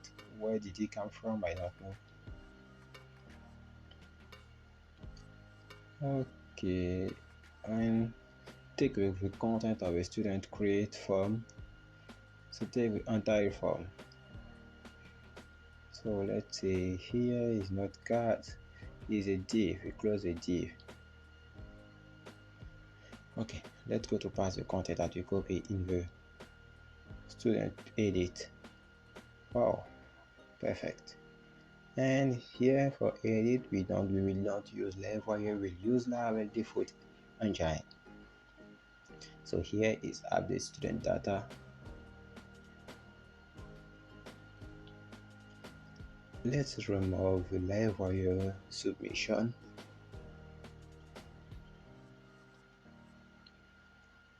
Let's say that the action will be to a specific route, and the route will be students.update, I think.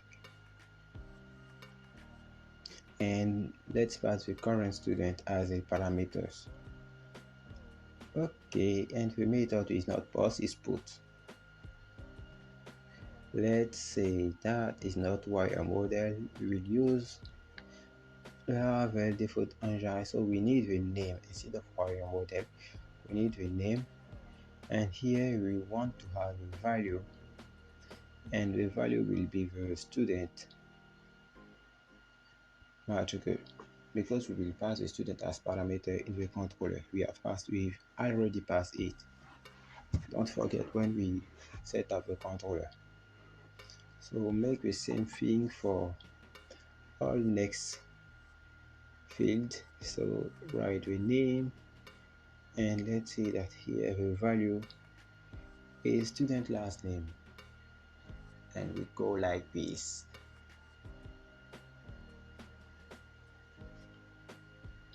Next one. It's your turn now. So not wire model is name. Give a name. We leave Livewire for this time.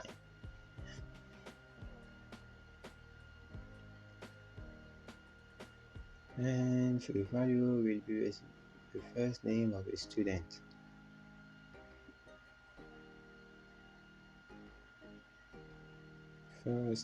First name. Oh, I'm not so good in writing. I think. So here is name again.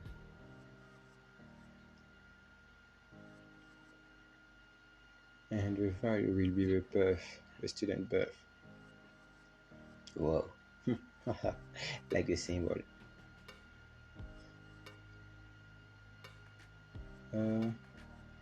Remove it by add comma and pass 8. For the sex, leave it as 8. We don't want to use it. The error all is good, and bottom here is not add student, it's update student.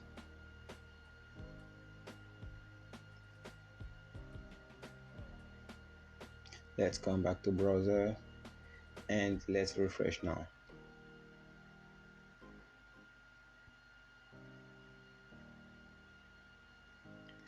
Okay, we get this, we get all data. Perfect. So let's go back to student controller and check something. For the validation, you have a label and the amount. It's good. So let's come back to create to see something. Let's take all content with validation here and replace it here instead of retype it entirely. And for the matrix, let's say that here in the update method is not required. Let's say that is not unique, it's just required. And let's come back and try to update the student information.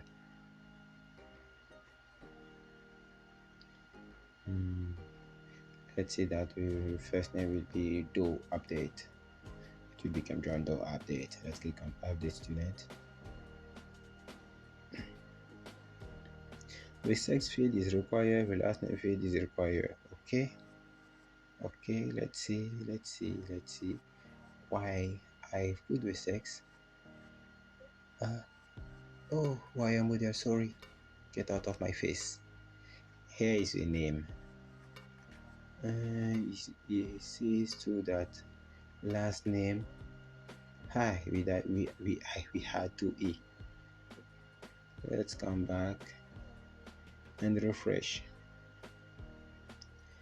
Let's see, here is John Doe update. Let's choose the 6, and let's click on update. You take your time and say that student data updated and the student are being updated. Perfect. Let's close this. Let's close student controller.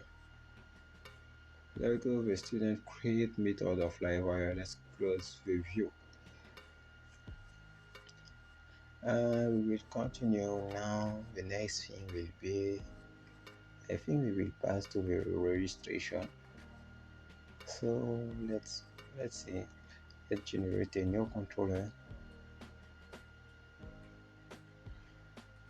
And for the registration, let's call it student registration controller. I think is good. Student registration controller. And one way controller is great. Let's duplicate this. Let's add some comments, and we will register student in classroom in a specific years.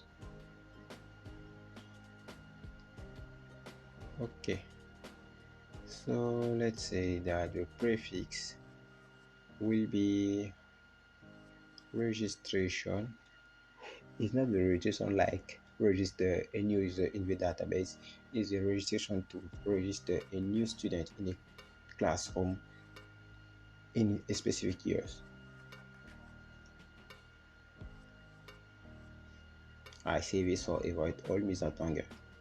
So when this registration is done, we will get only two routes. So we get 3 routes. One for get the list of registration, one for create a registration, and last one for edit some registration. And for this, we will use the student registration controller. Why doesn't it appear?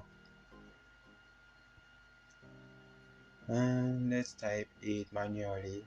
Student registration controller is too long. I don't like when it's too long. And let's say that here we will use the index method. And this route have a name, and the name is registration. And let's import class. And let's go to top. It don't find the class. Let's go to controller and check with my A if the class doesn't exist. So the class exists. Why doesn't it find it? Let's go to top and duplicate one and add my class. Let's change student controller by the new class name. And I really don't like when it's too long. I really don't like it. Let's say that we will rename it by registration controller. And here, instead of student registration controller, let's say that is only registration controllers. And come back to student registration controller in controller and rename it here too. And all are being renamed to registration controller. Perfect. So for this, let's create a method, and the first method will be the index, and it will return a view as we done, and this view will permit us to get all registration barriers.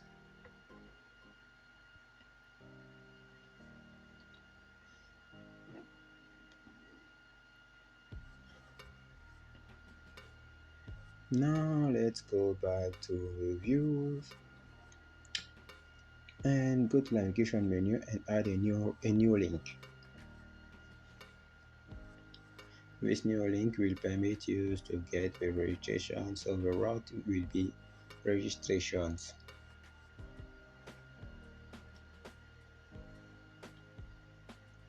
And the displayed to the screen will be, let's say that it will be yearly registration.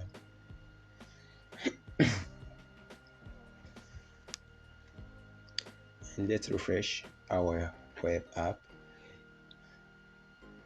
and it takes some time. While let's click on get early registration now. Let's say let's duplicate the student as we done with the level, and rename student by registration. Why not registrations? Okay, and let's come to console and generate all necessary Livewire component that we will use.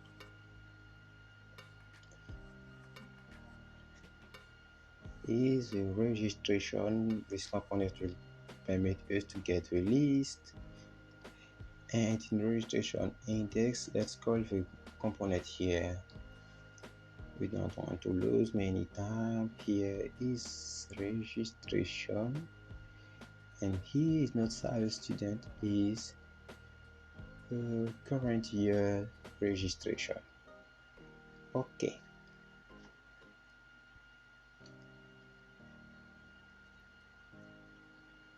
and in this registration, let's take the content of the student and pass it in the registrations.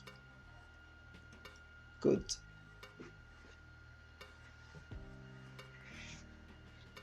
Let's change many things. Let's see that we will get the last name. No, we will get the full name of the student here.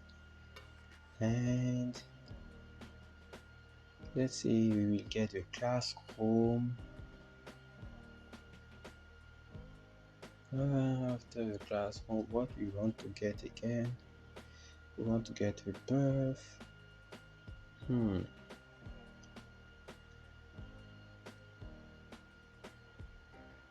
Let's here is not the student that we will use for the loop. We want to get a registration, so let's say that we'll use some variable that we will call registration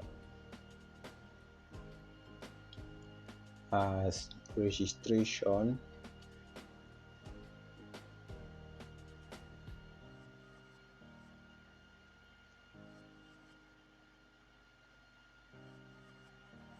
And here is the registration ID.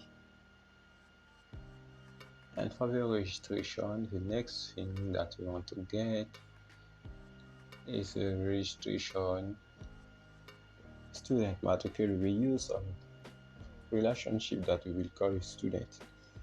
We will define it later. So let's make the same thing here. And here is forget the full name. Let's make some concatenation. And is we use the relation student, and we get the property first name. Okay, let's go back bottom, and it's not student registration, and let's see that we will have another relationship that we call classes, and we get the class label. Okay,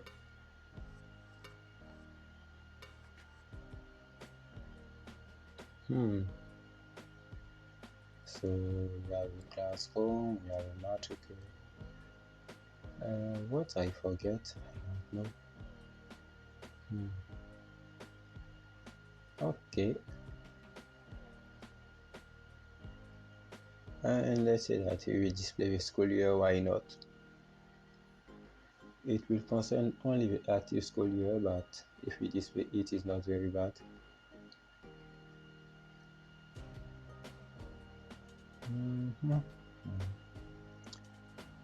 Okay, and now a relationship that we'll call year, and we will get a label from this relationship. Okay,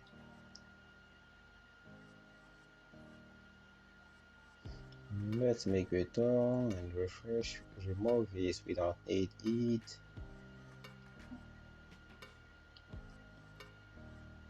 Bam, delete it.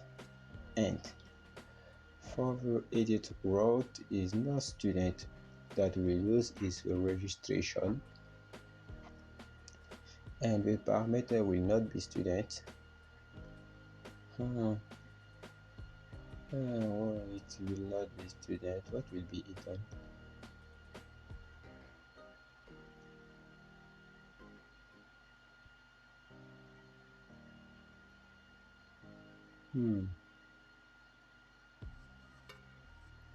Let's say that first we don't want to permit the user to edit registration. I will think about it later.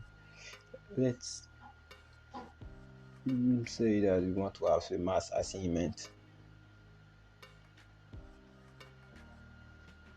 So the empty array and is guarded, not with v, guarded. And let's define the relationship. The first one will be the class. When is done, it belongs to the class model. And if you want, you can define the foreign key like me. And the next relationship, I think we have 4 relationships. The first one is the class. The next one is class is student, and here is the student model that we will use. One is class, I think, and one is a year because we get the years label. Okay, and for the year, the model will be year, and the foreign key will be year ID. And here for the student is student ID.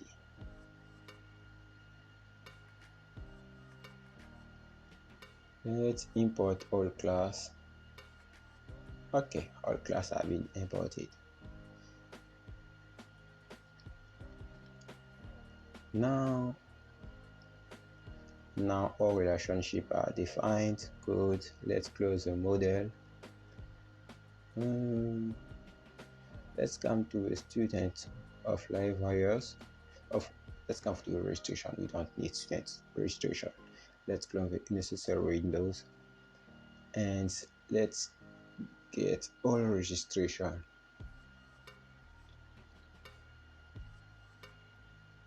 And for this we will use the registration model.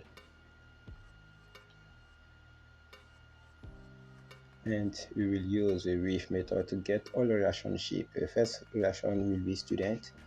The next one will be a class, and the last one will be the year. You can use some array to get many relationships that you want. And let's say that you want to have some element per page, and we will make it with a paginate method. 10 element per page. Let's say that here we have compact. We want to send the registration to the view.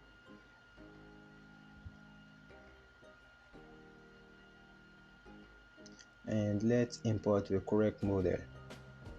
Okay,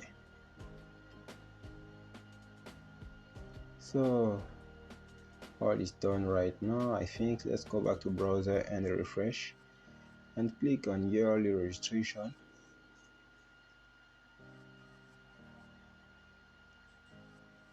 It take a while. Enable to find component. What component did you trash? Shit, sorry, I forget to add the E is not here, the E is here. Let's save and refresh now. And we have this. Perfect. Now let's work on click to create a new registration. Let's come back to the registration view and go to top and replace new student by new registration. Here is not a student that we will save, it's a registration that we will save. So let's change the student from create method. Here the route will be the registration and it will be registration.create. And here is not save student, is registered student, or let's say that for current year or active years. So the active year is the current year. Okay, and let's go back to registration. Let's close the model. So before closing, let's open the protected guarded because we want to have some mass assignment. So let's say the protected candidate is an empty array. We want to have some mass assignment and insert in all field that we define. So we protected candidate. Yeah, let's close the model and let's go to the route. Let's go bottom and let's duplicate this route, this registration route, and the second route will be create. And the name will be registration.create and the URL will be registration/new. And the method here will be create.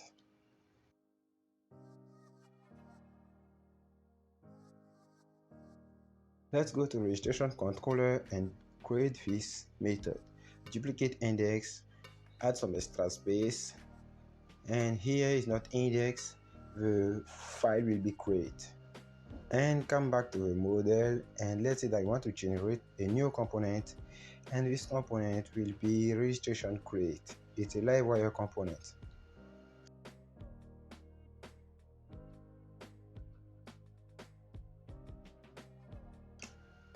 And come back to the registration view outside of Livewire, and in the create method, let's say that here we will use the registration model component instead of student. Registration, and on top let's add a good title. Is not add new student, is register a new student in classroom, in a class.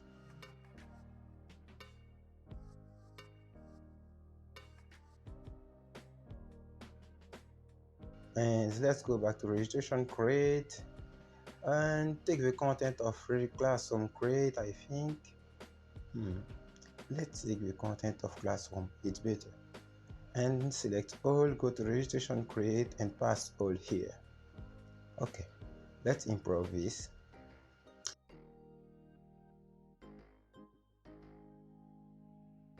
For this error, we will not have a label. I think we will have some error bars on class ID because we need to choose some class, and bottom here is not add classroom, is confirm registration. Let's say go to top. Here we will have some level ID. So let's replace level ID by class ID because for insert the student we don't need the level, I think.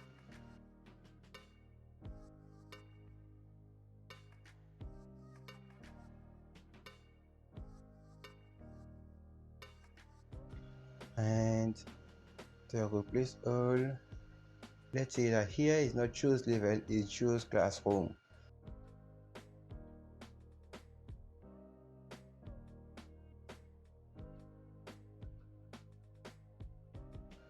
Let's duplicate this because I remember that I will use the level. So let's replace the level here, rename as level, and let's go to top, and here is not class ID, it will be level ID.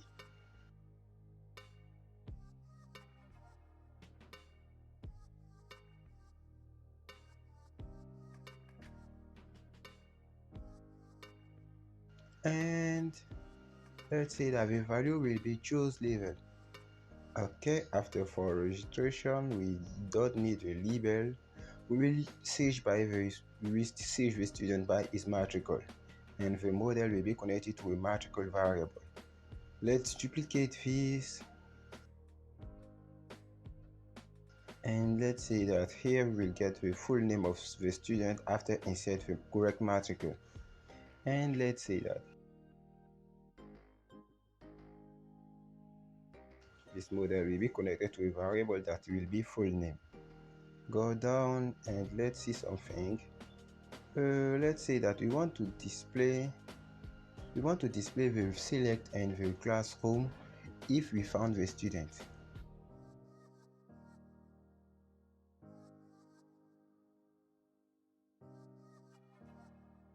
So let's go and make some condition.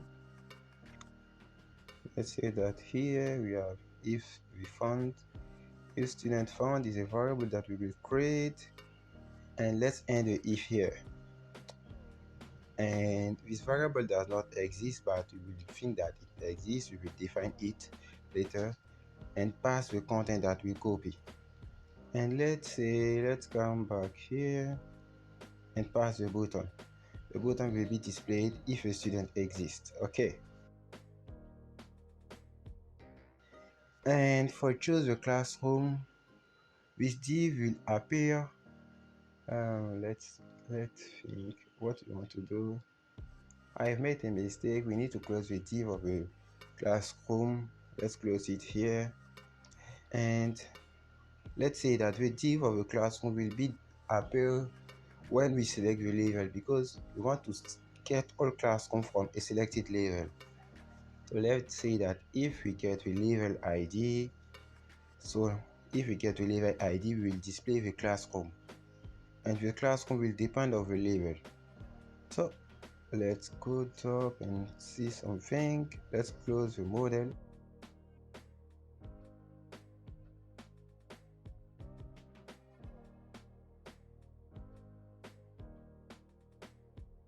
Let's go to Livewire, registration create, and define some variable. Make all public. The first one will be the student found. So by default, we don't found the student, is false. And let's define the next variable will be the level ID, and let's say that by default is null, it don't exist. Let's say that the next one will be the class ID, and another method is a full name, and say that is null.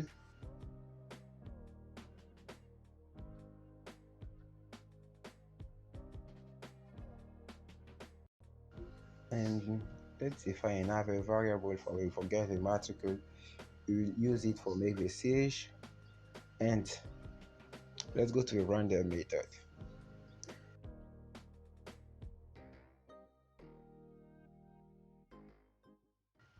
Let's say that we want some function to search the student, and the search will depend on of the matrix. So let's say that here is a student where, and the matrix where the matrix will be the entered matrix. So let's say that here is this matrix,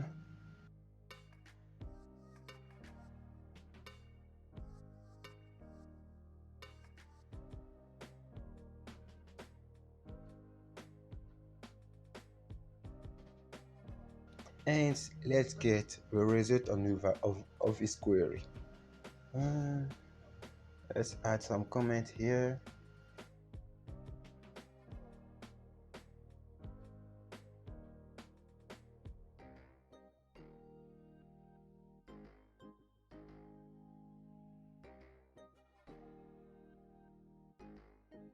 Result if student is found. Let's say that if the count, we count the result, and if the count of the query is higher than 0, or is higher or equal to 1, let's say that the student found variable will become true. Okay.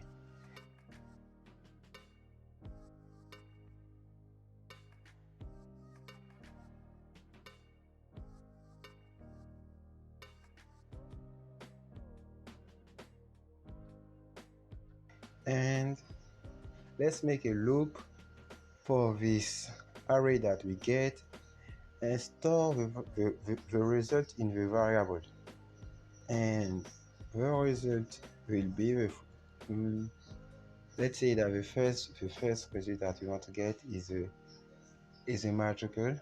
No, we already have matrix. Let's say that we want to get the full name first, and the full name will be the result last name, and we will make some concatenation to get the last name plus the first name.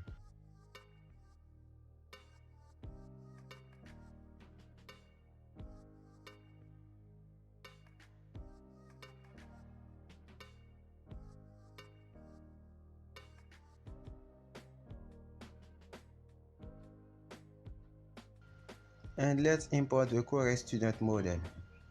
Okay, let's go to registration create and let's see something.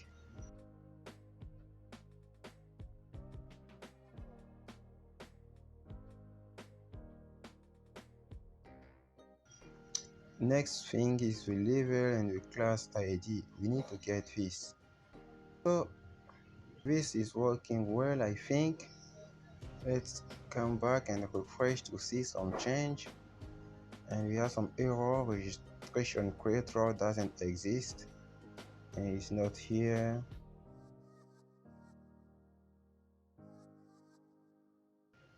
Is registration with a.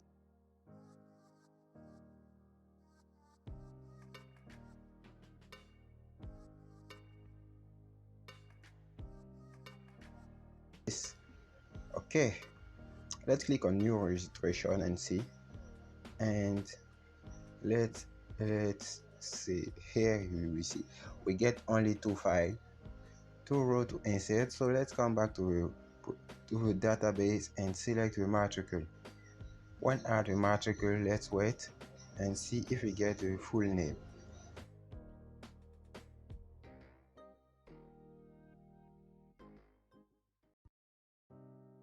So it say undefined variable levels. Let's come back to the registration create of Livewire and get all levels.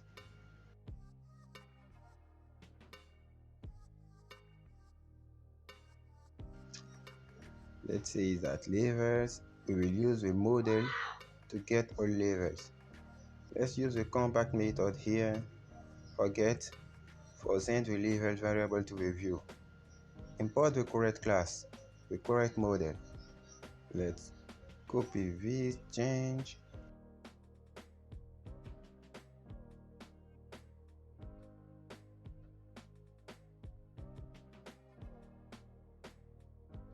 And here we get the student name. Okay, next thing, the level row appear. Good. And let's say that we select this level. We want to display the class combo right now. Why doesn't it display? It doesn't display it because we have not created a variable. We have not created a classes variable. Let's come to our editor. Let's create the classes variable.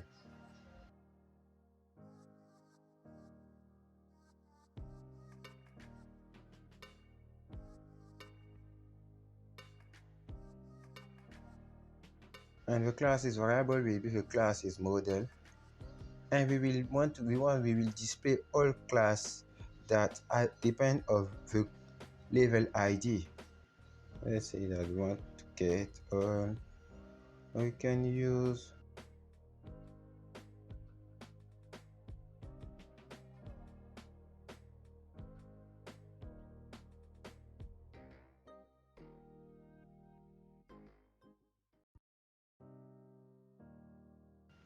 Let's send the classes to the view tool and import the correct model.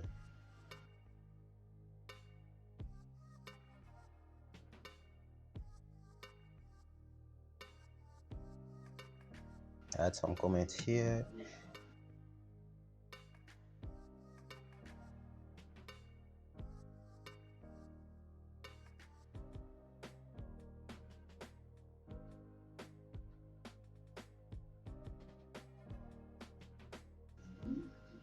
Let's come back and refresh right now.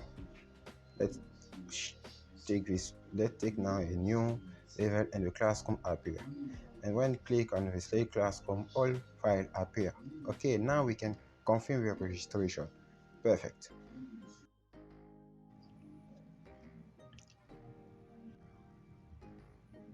For confirm your registration, let's say that by default the class name, the class ID is null.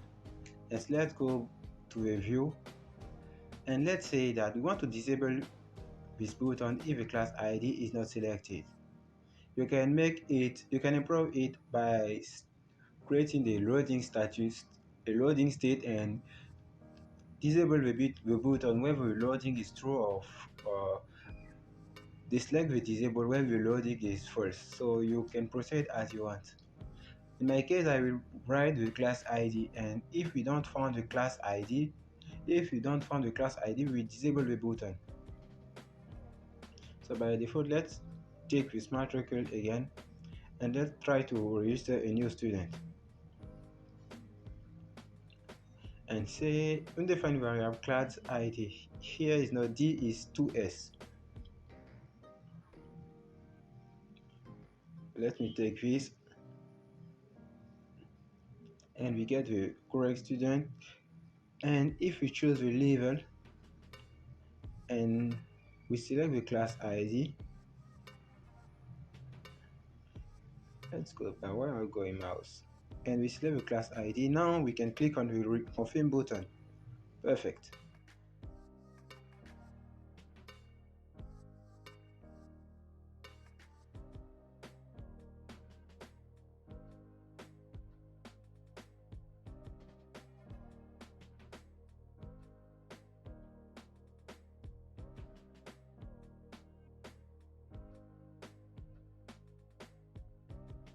Let's go directly with the lazy method, because now when we add we can continue to get the student, and this is not correct.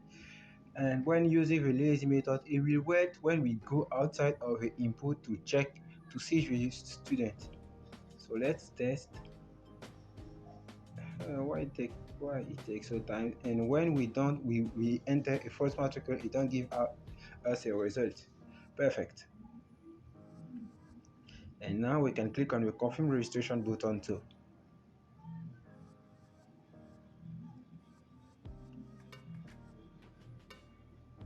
Let's add a false matrix and check if we will get this. We continue to get with student y. Let's go to the controller here and see that if is equal to 0, and if it's equal to 0, let's say that if it's equal to 0, we don't find the student, and we will pass this loop in the else statement. Let's close it. Let's take the content and pass this in the else, and let's click here outside, and let's add and while we continue to get the student name, this isn't good.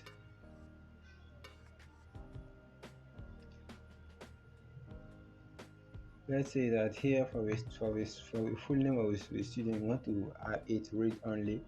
We don't want to click in. Let's refresh. And now when we add some article, we get,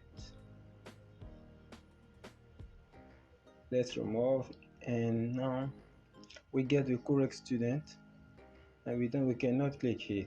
Perfect.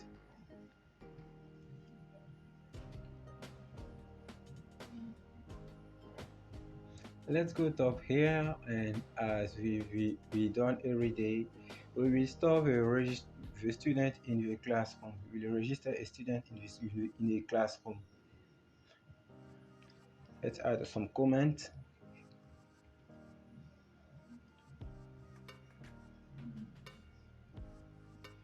We will register the student in the classroom for the active year. Let's create the store function.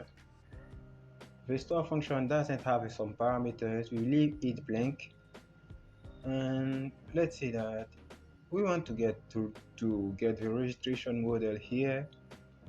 I will use it. I don't want to use the create method. I will use the save method, and this I will rename the model as a variable that I will call registration.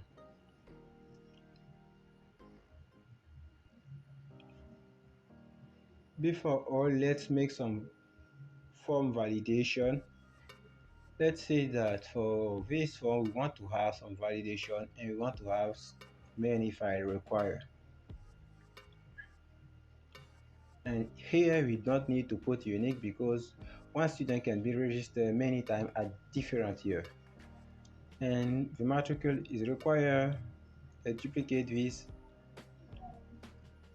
And let's say that after the matricule, the level ID is required to, and the class ID is required to.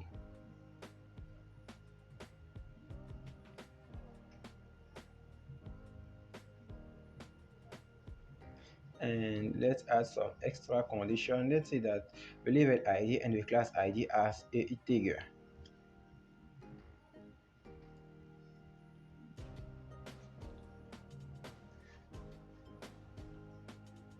And first thing, let's check if the student is not already registered for the current year in another classroom. Let's make some condition, and the condition will check if a student is not already registered in the current year. So the condition will be check student register, and we will use the registration model, and we will use the where method, and we want to check where the student ID is similar to the student ID. And the next, we want to have some another condition where the year ID is equal to the year ID, to the active year ID. And after this, we want to get the result. Okay,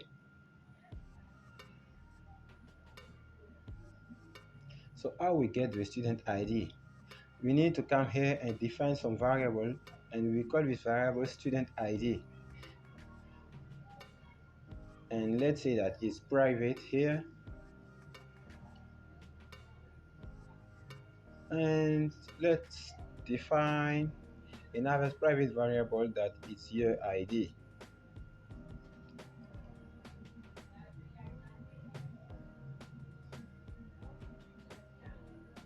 And here, when we make the loop, we will store the student ID here. We get it here. So let's say that the student ID will be the result of the student ID.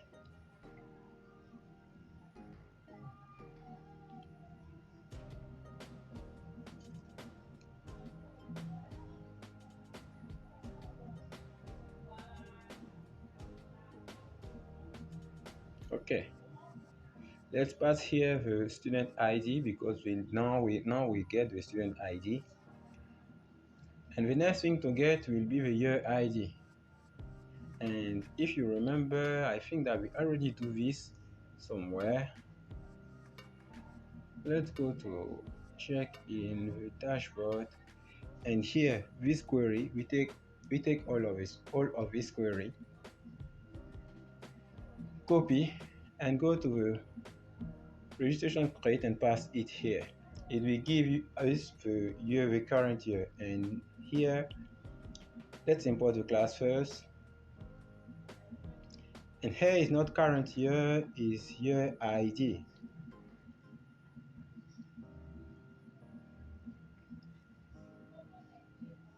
And let's say it's here, we want to call this year's ID.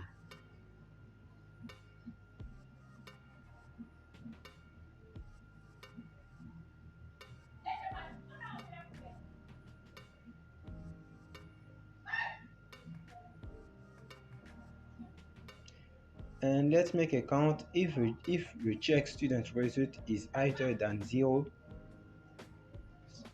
it will mean that we get the student is already registered in a classroom.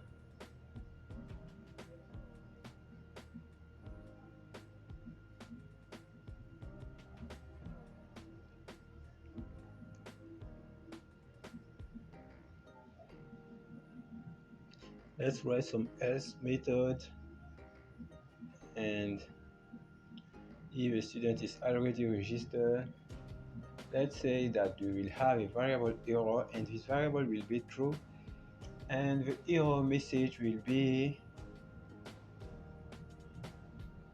student already registered. Okay,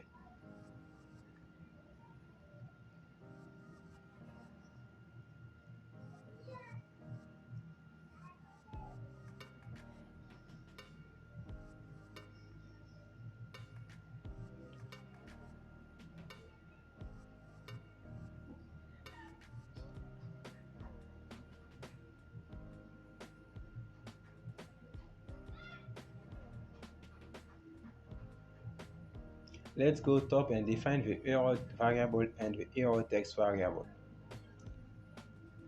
Let's say that by default the error is false and the error text by default is empty or null.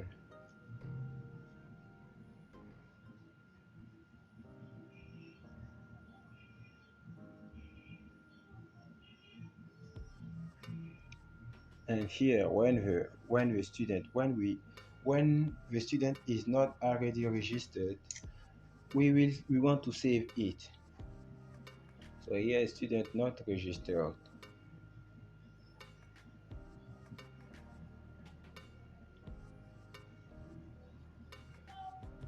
And here for save, let's use the registration variable that we've put on as a parameter for the store method, and the registration student ID will be the student ID. Let's duplicate this two more times, and let's say here is not the student ID, it will be the year ID. Let's go to the database and see, and we'll see the field year ID, class ID, and student ID. Okay, so we have one thing missing.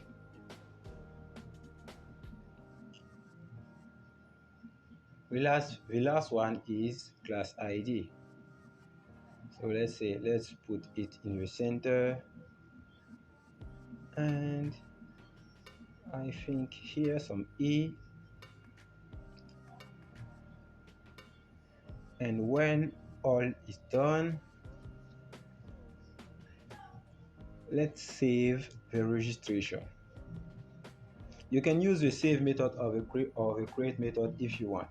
And after this, let's redirect to the student to the registration route. And we go to the registration route with some message.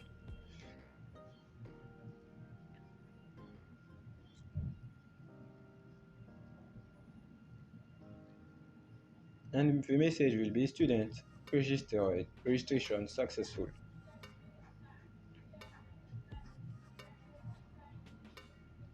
Let's save this. Let's go to registration create, and bottom here, instead let's say that we want to use to show the button if we haven't some errors.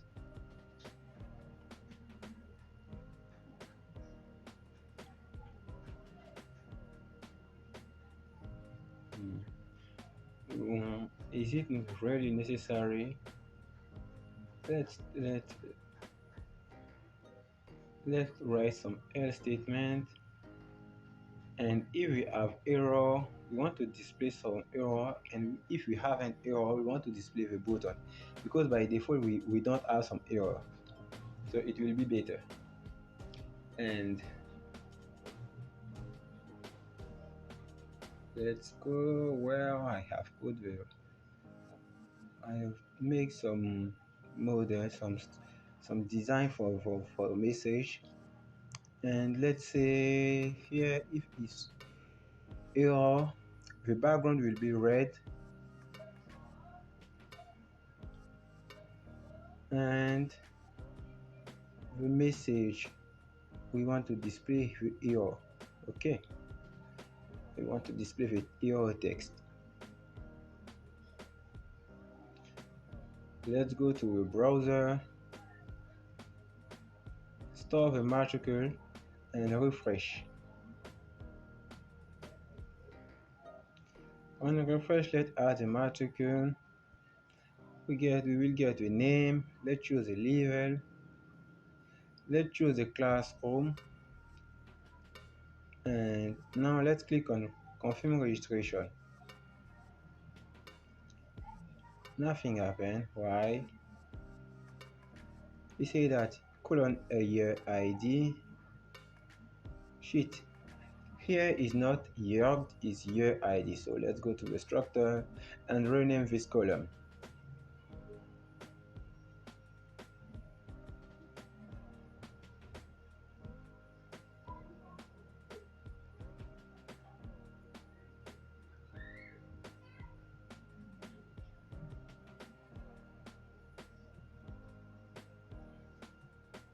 So we cannot rename the column.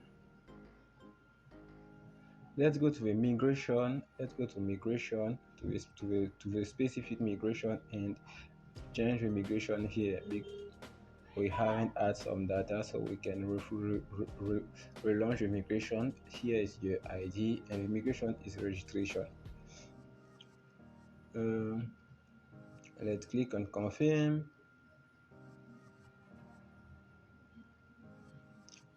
Ici non, colon student ID cannot be null.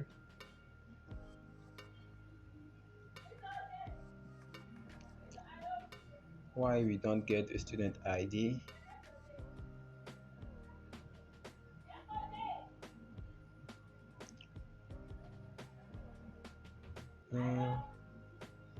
A student ID. Why we don't get it? Why? So we pass it here.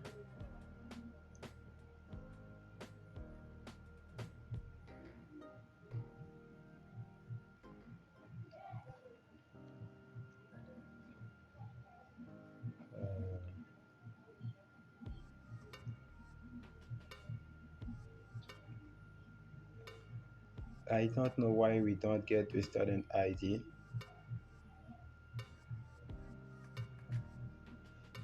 Colon student ID cannot be null. Let's take and refresh. Maybe it's a memory error.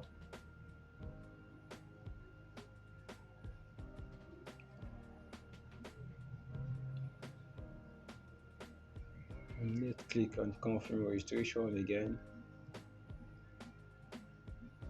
And we have the same errors.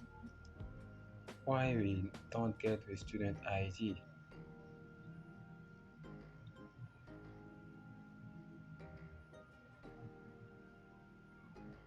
We get the first name. Let's test with the ID.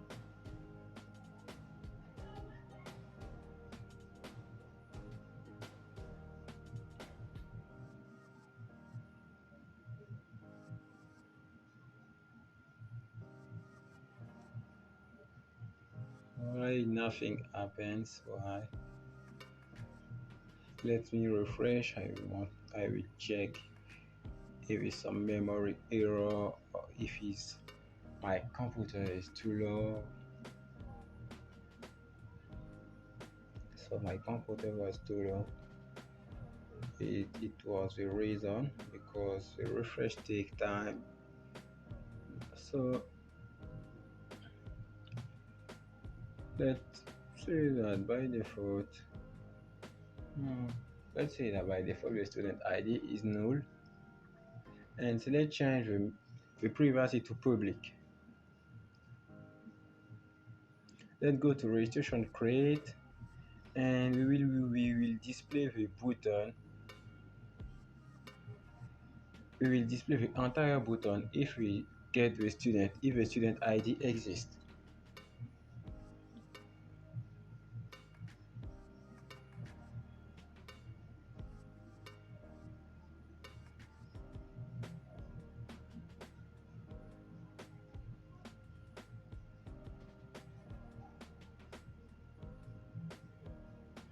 And if we don't get the student ID, let's write here something different, and let's write here loading.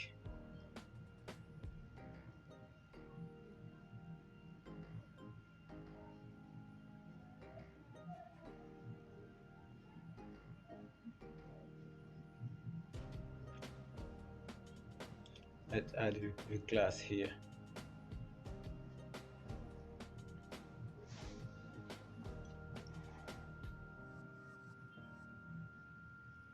Let's say the cursor will be unavailable. For say to a user that you cannot use the cursor here. Let's refresh. Add the matricle. No. Let's go to the database.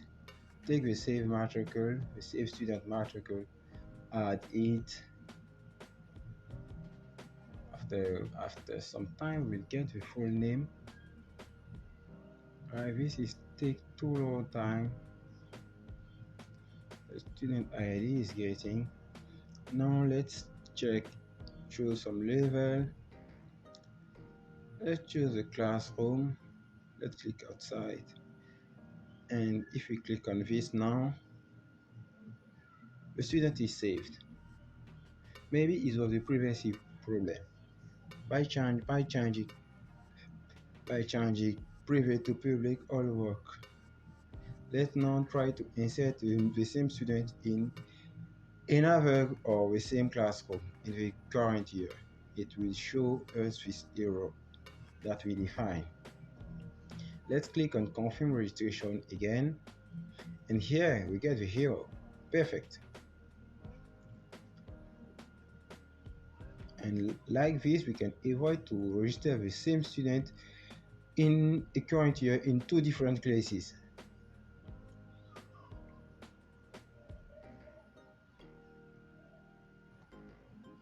Now let's go back to registration, and here let's add some space here.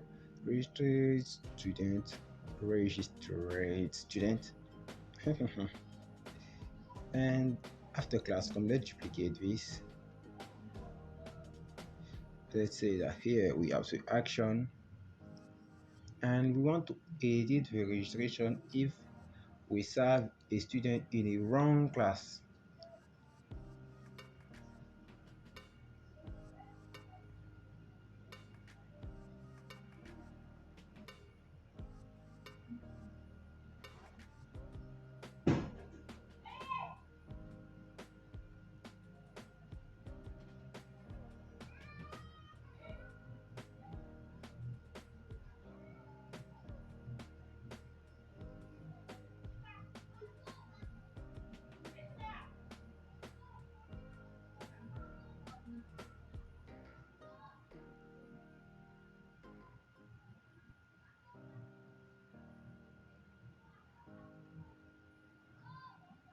And the route will be registration and the edit method.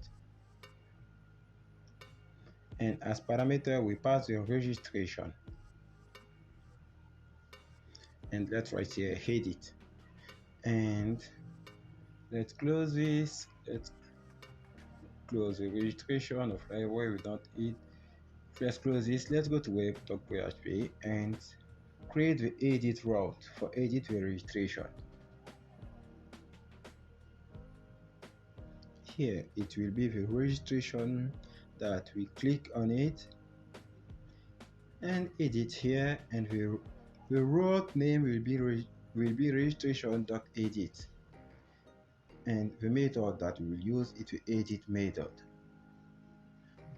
Go back to registration controller and let us create a new method.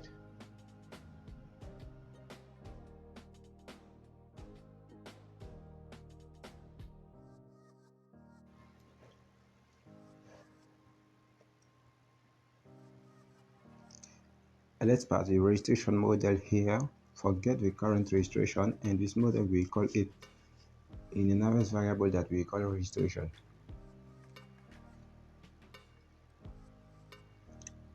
When done, let's go to send the current registration, and let's go to the registration view. Let's update here. It's not student, it's registration, and route is registration date. And here the current parameter is not the student, it's the registration. The method is the same, so we leave it. And when we are registration mode, when we are in a registration mode,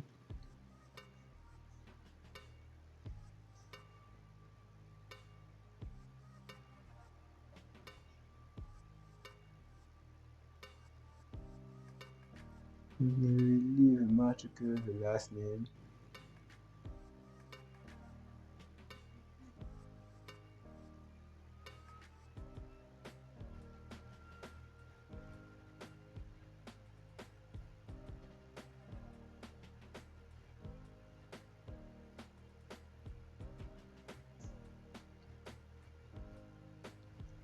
and let's generate a new component. We will use Livewire for make the update. So let's generate the component registration edit, make this capitalized.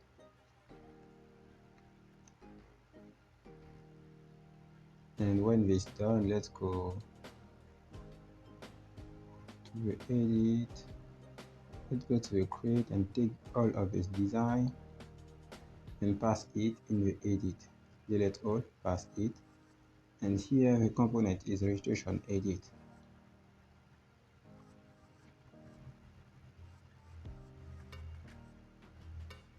And we will pass the current registration here.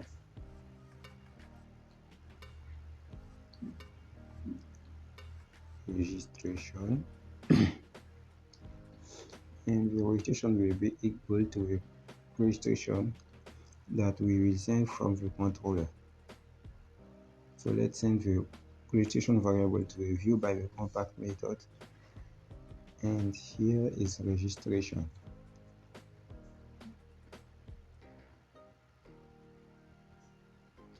Let's go to take all content of the create part of the registration and pass it in the edit part.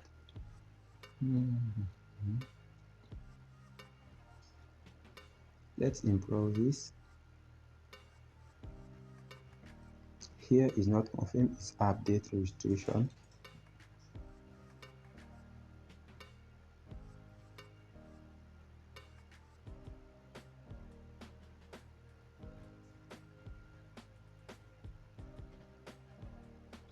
We will leave a matrix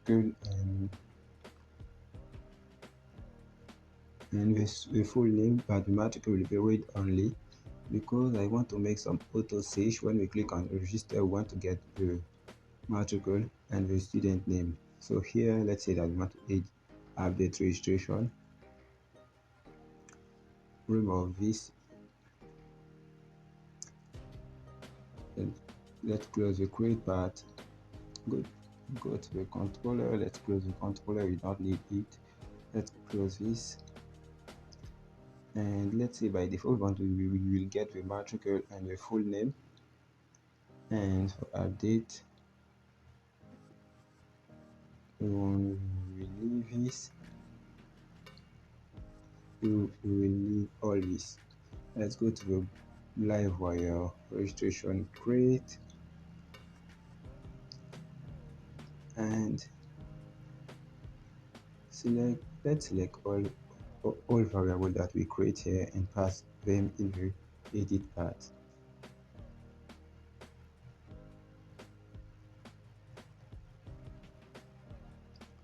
Okay, it's done.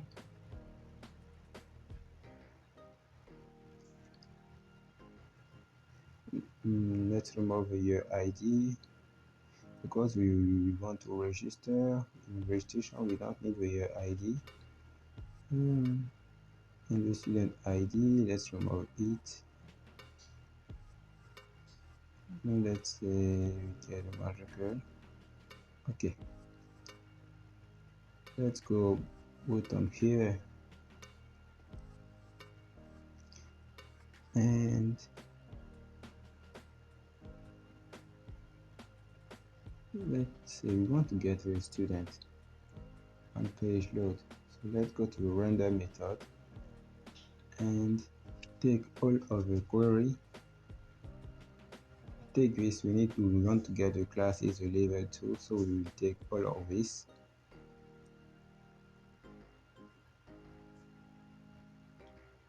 and pass it in the render method of the edit part.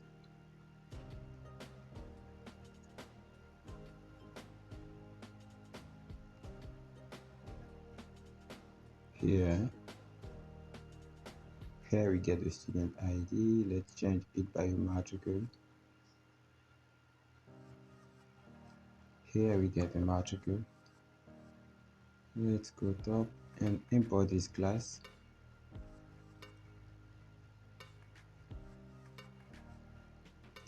Let's import the class here too.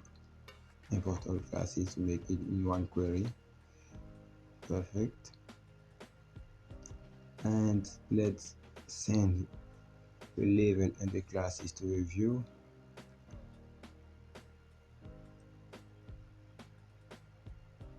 levels, and here is classes.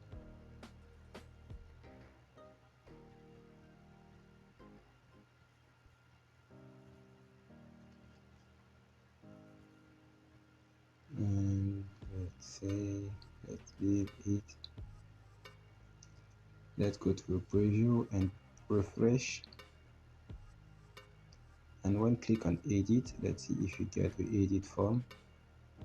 When click edit, it says that unable to find component registration edit. Why? Maybe I haven't put the S here. Let's remove the S and refresh. Here we don't get a matricule. We want to get by default the matricule. When we click on registration, we need to get the student matricule, not type it.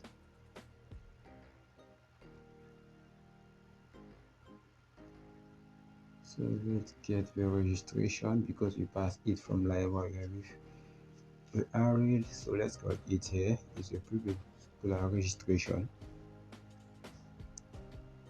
And we pass it here, so we will need to write the correct name, the same name. And if we get the registration, how can we get the student data? Give me 1 second to think.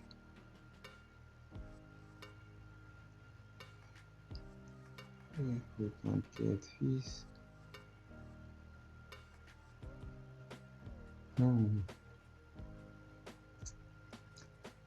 my ear is busy. Let's snap and dive a registration to see if we get it right. Let's say that I want to get the registration on the student ID. And here is fees, not registration. And if we refresh, we get this registration ID. So good. Let's get the student ID like this.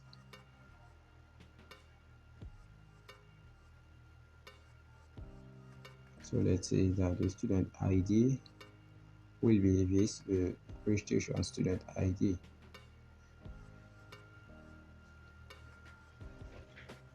Okay.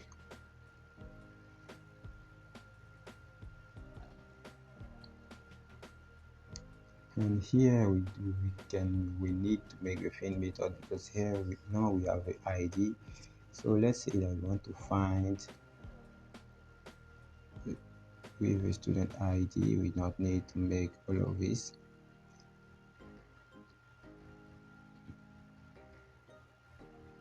I found, I don't know. Let me find. We call the student ID. And the student ID, I think that we don't create it. Let's call it here. Let's go to top and create the student ID. We create it, but I delete it. Let's see that here is a private variable and the name is student ID.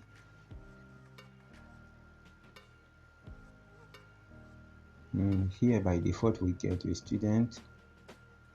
So let's say that the matricule now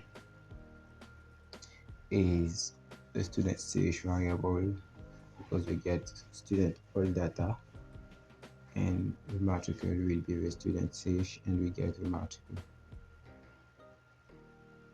And we can proceed by the same query to get the last name and the first name. Let's paste it here, and here we have a student search. Okay, and we don't need all of this.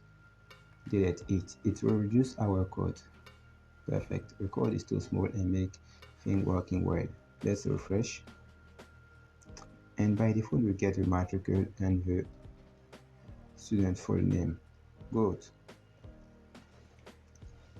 Let's continue our app. Let's go to edit and see the condition that I've put. Here you see that if a student found, by default I say that is false. Let's pass it to true because we want to edit. We always get the student, and undefined variable student ID. I say that is undefined, where I put it here, student ID.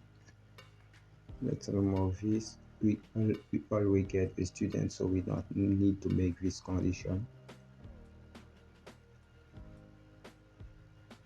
And let's refresh.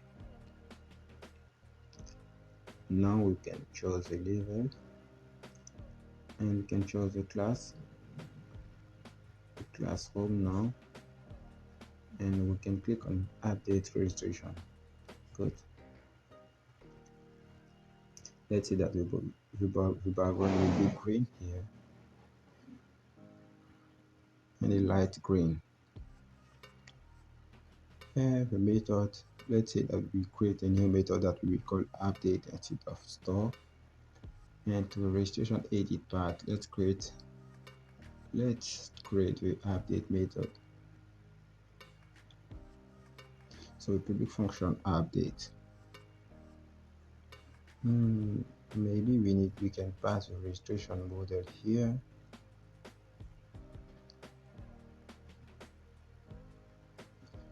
Let's import the correct place.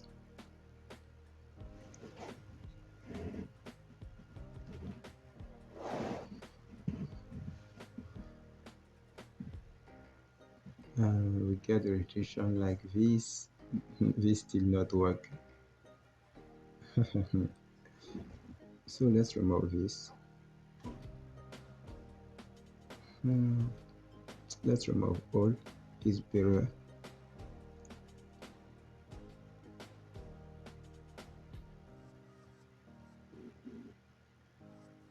And let's get the current registration here again. And for this we will make the current registration will be registration. We will use the registration model, and we will use the find method, and here the parameter is a registration ID, registration ID which comes from the view. Okay,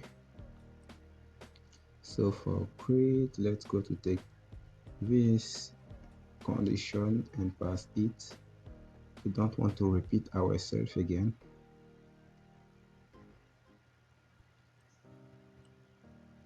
Okay, and let's say that now we want to update the registration. Let's update the class ID, will be the class ID variable, and make same thing for level ID.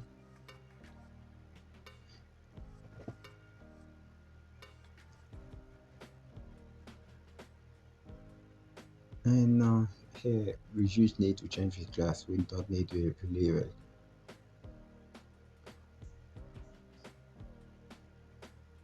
And let's copy the redirect part here and pass it bottom, and here is registration, we'll miss some E. Okay, and let's say that student is not the registration. Okay, it's updated successfully. Let's go back to browser and click on update registration. And why this doesn't work, let's choose the classroom and click on update.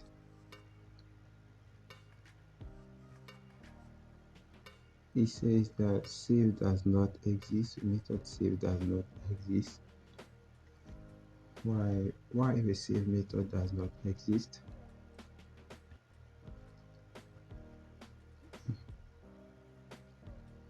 So let's come back to edit and let's rename this registration update.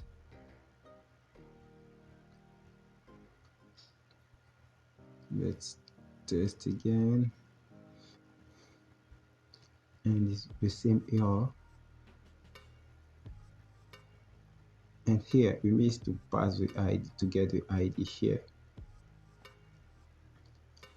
Okay, now I think that it will work now. Let's click on update next one more time, and colon class ID is missing. Here we miss some E. And let's go back to browser now and click and change, try to make a new update. And if I click on update, let's click outside, and the update working well. Join the update. Okay, so let's close registration edit part, let's close the create part, let's close all of this, and now we will go to make the final part of our app is a payment. But before this, let's go to payment table and change something. Here we have a student ID and the year ID. But in the registration ID, we already have these two things. So we need to call the registration ID here and use it instead of user two.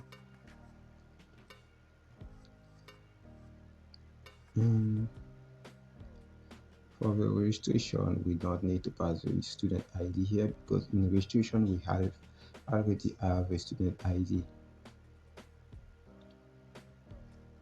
And let's say that for the payment, we want to get with that we want the student make the paid.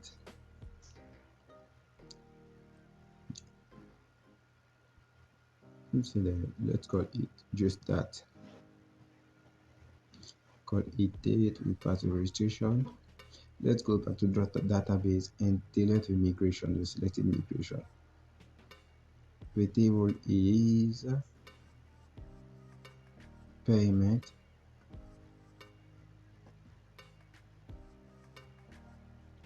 The table is payment, right?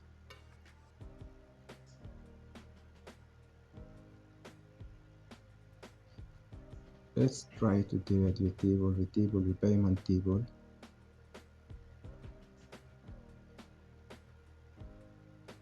Uncheck this, click on delete. Okay, it's deleted. And let's go to migration and find the selected migration and delete it too. Okay, now let's migrate the database one more time. Here is PHP Artisan migrate, and it will migrate the table.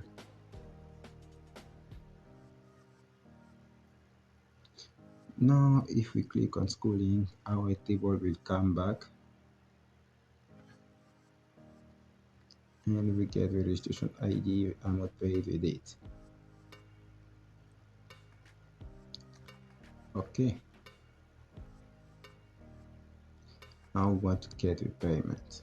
To get all data from this table here as we done with everything else. Let's close the migration, close this migration too, we don't need it, and let's duplicate the registration route.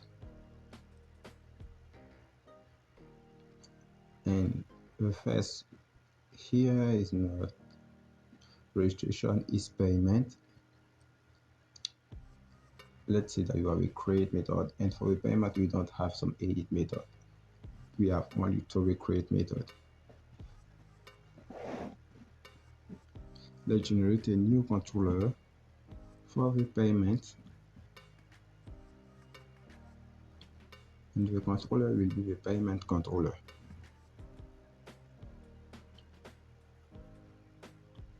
Let's call the controller here, and let's go to payment. Let's make this. Let's go to payment controller. and define these two methods that we create.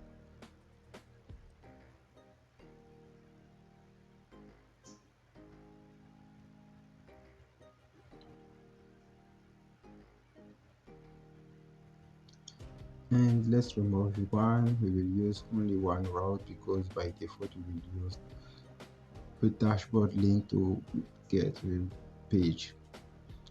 So for the create, we call the view create in the payment folder.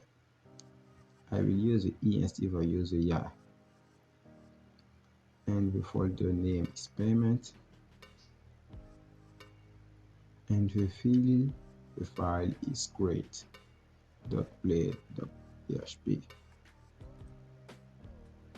And let's generate a Livewire component. And this component will be called payment create. Okay, let's select all this content, we pass it in payment create and change the component here by payment create. And here is not registered new student is make a payment. And take the content of your create and go to let's go to payment create found and pass it.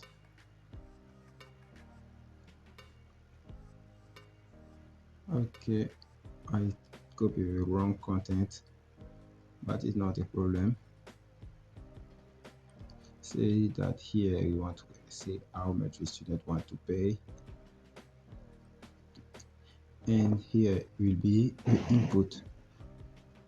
For store the value that the student want to pay and copy this the classes here and add it. Remove the select drop down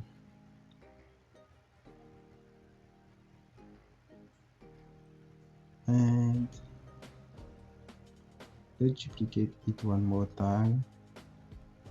Here is not, let's say that here in this route we want to get the rest to pay, and this field will be disabled and it will be read only to. Let's remove all of this. I think we don't need it. Let's remove error too.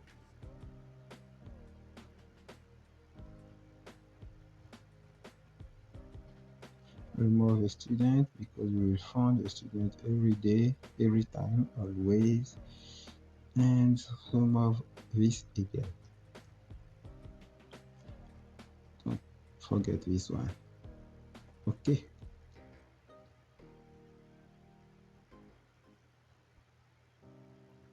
Here is not confirm registration, it's confirm payment.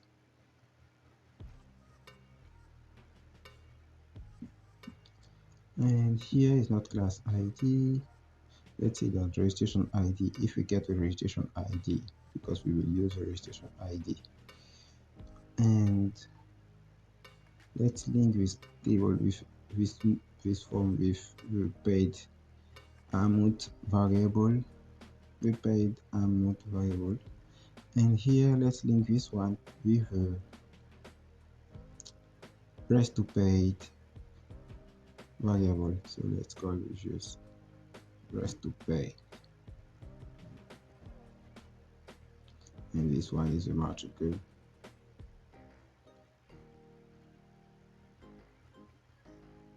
By entering the matrix, we will get the registration ID. Okay, let's go to Livewire and go to payment create.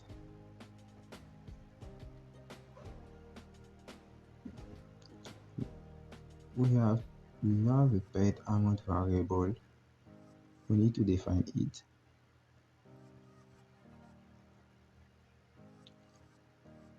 And the matrix info name. The last one is rest to paid. Okay. All variables are defined. Let's define another one that will be the registration ID.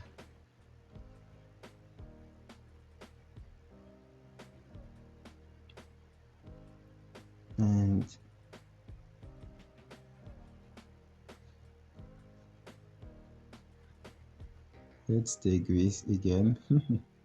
We take the same code, pass it everywhere and pass it here. Okay, let's import the classes here, and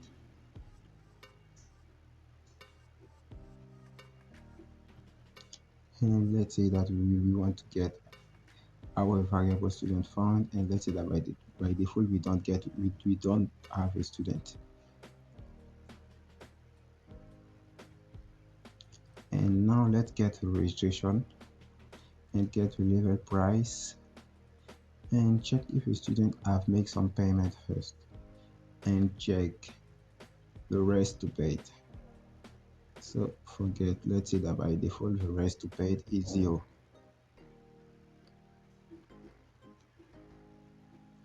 Okay, and let's get here a registration.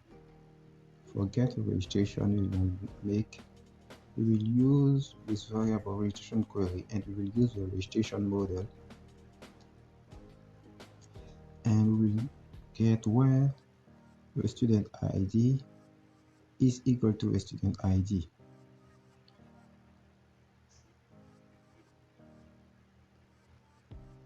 Let's get this, and let's say that where again where ID, because you need student can have many registration, but one registration per years.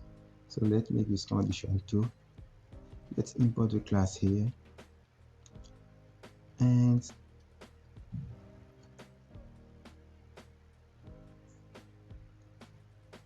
let's define the student ID first, and after this let's define the year ID. Let's go to create and hope we get the year ID. Okay, we will take this, let's copy this too, and go to pass it in the payment crate to get the year ID. Let's complete the comment here, get the registration with the student ID and the year ID.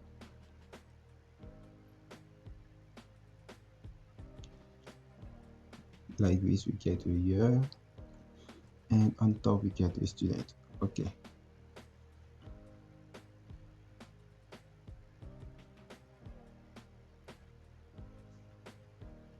Let's define now a variable that is label ID.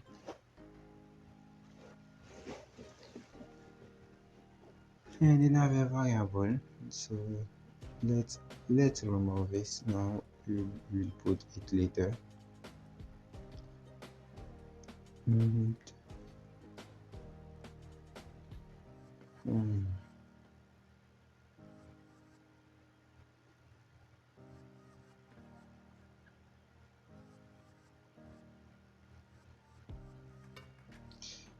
we want to we want to continue. Let's make a loop here to get level, because here we made the registration.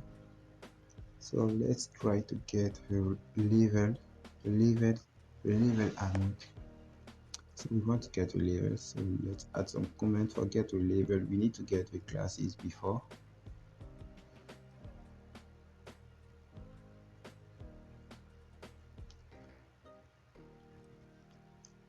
And the classes will be class and where, and also let's use the find method. It will be quick. And for registration query, in registration we have a class ID as foreign key, so we use it. So let's say that here the level ID will be a class query, and the class has a level ID as a foreign key, so we can get it here quickly. Okay, so now let's get the level.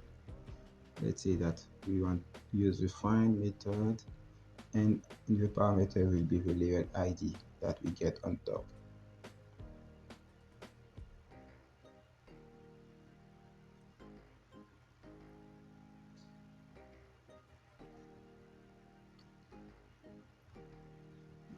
get the amount of the label.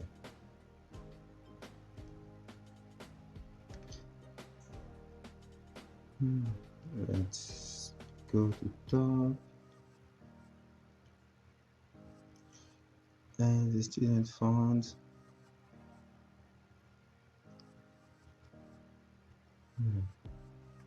I think I forget something. Let's continue. And here you want to get your level price. Let's get it bottom here.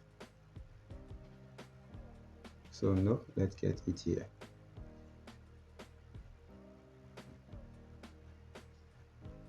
Let's get it here. Okay. And check if the student have made some payment. How can we make something like this? Let me go back to the create, and with dashboard,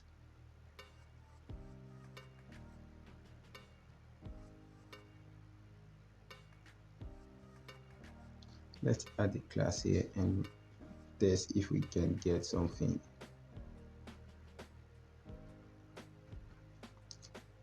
We will make here and we will add a button to test to check if when we click on create all working well before continue. So let's say that here we want to get a new payment button and add some classes to make it better to see. Okay, when done, let's come back to Livewire.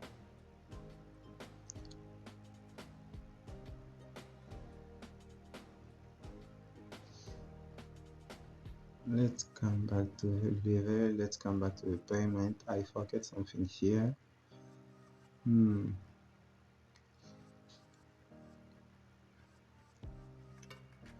Let's duplicate this and let's pass the year ID here. I repeat myself, but I think that if I pass it here, it will be easy for me to continue. So let's pass the year ID here. After you improve the code, let's click on schooling. Let's delete with payment table. From now it's empty. Let's go to migration and delete with selected migration. Switch with payment table here. Delete it and come to console and run the migration. When running, let's refresh. And here, in order to find the component payment create, let's go to payment create view, and here let's remove one S. And if you refresh, we fall on this view. Let's add some article. How much the student want to pay it. We need to make the calculate to be automatic. Let's close this. Close this too. Let's go to payment controller and let's come back to payment create.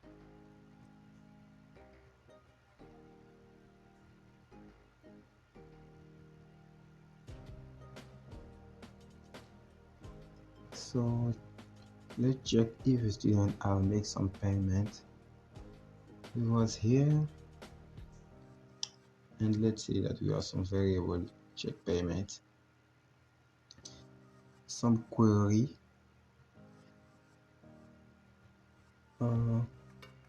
we get all payment where the registration ID is this one.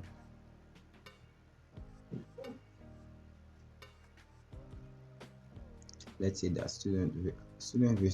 students have already paid $0 and make a loop on the check payment variable, and if some payment are done, we want to increase the already paid value.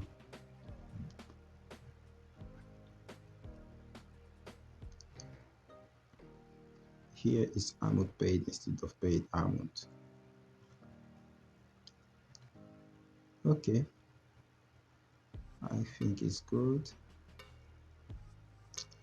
And the rest to pay is the level amount query. Here we want to get the amount of the level, and you reduce this with a dollar with the already paid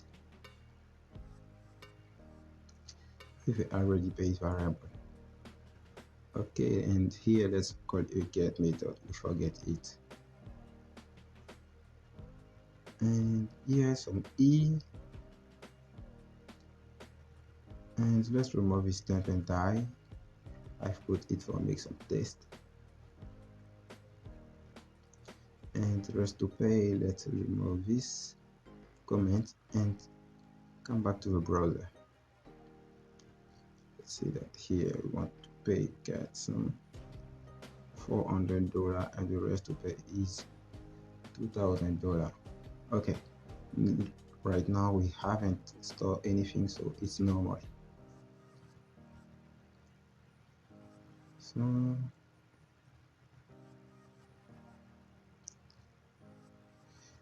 let's come here is paid amount.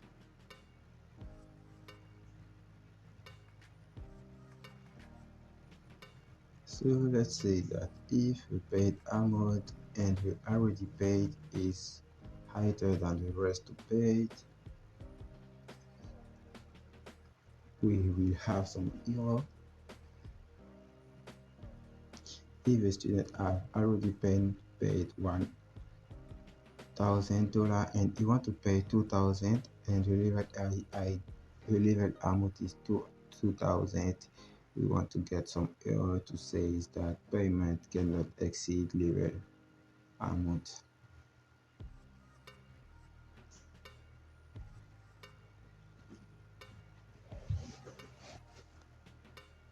Let's define the error variable and the error text variable.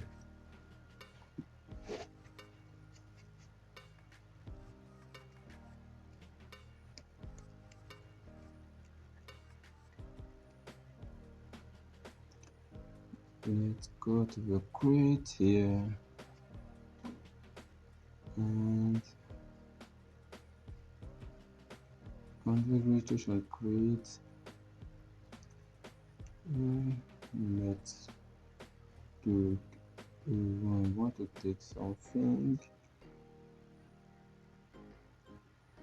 and let's take this.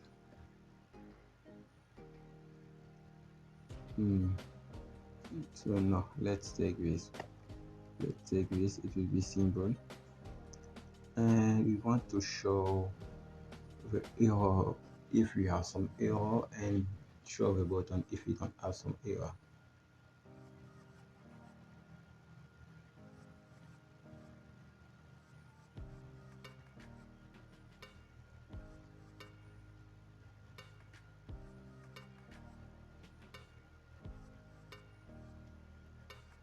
Okay,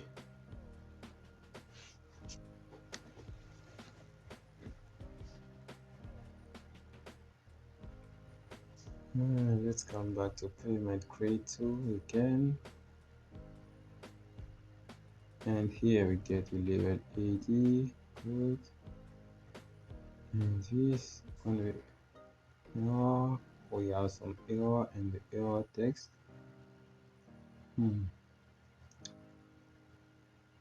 Okay, let's see exceed,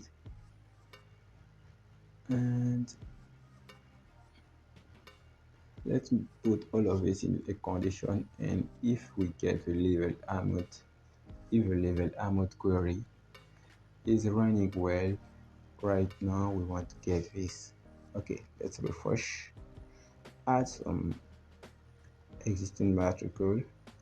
Let's say that the student want to pay 500 and we have the error appear. Perfect.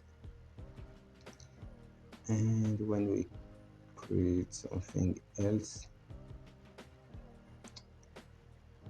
let's write some else statement, and If the contrary case, the error is not exist and the error text is false, is empty. Let's add a lazy method here. Let's refresh, keep your matrix and refresh. And let's say that I want to pay 5,000, and if now we reduce and we click outside the button approve, good. Now we cannot click on the button. Why this?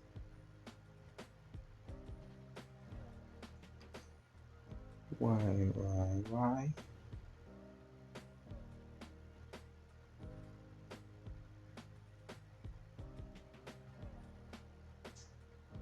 Hmm. No, I'm tired. Let's say instead of using the registration ID, instead of using this, let's use the error and says that if we have the error, we want to make something or not, we want to disable. Let's refresh. How much? Let's say 6,000. Error appear. No, it's not good. Let's come back here and make something. Let's create a store method. We will fix this soon. Let's say that here we want some validation, and for the validate we want the amount paid to be required, because it's the only thing that we want to require. And here is the integer.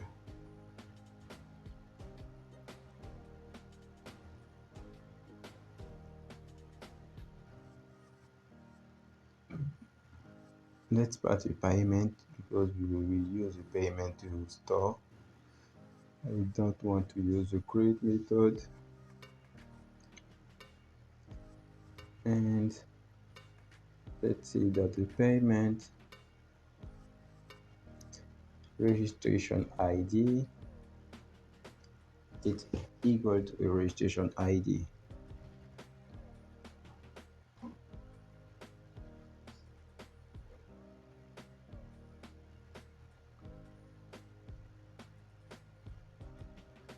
And let's duplicate this many times. And the next is the year ID.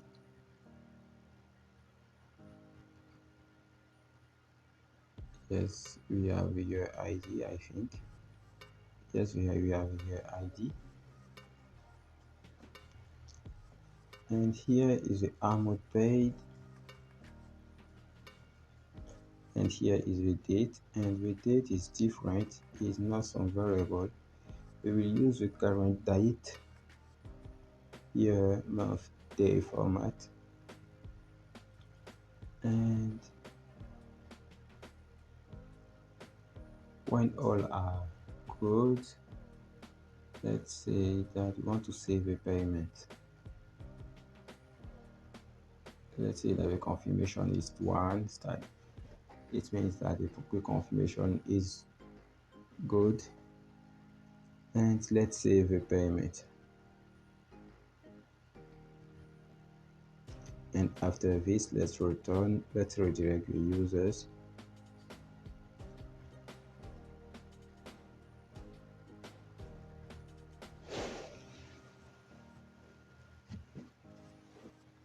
Let's redirect it to the previous route with some message.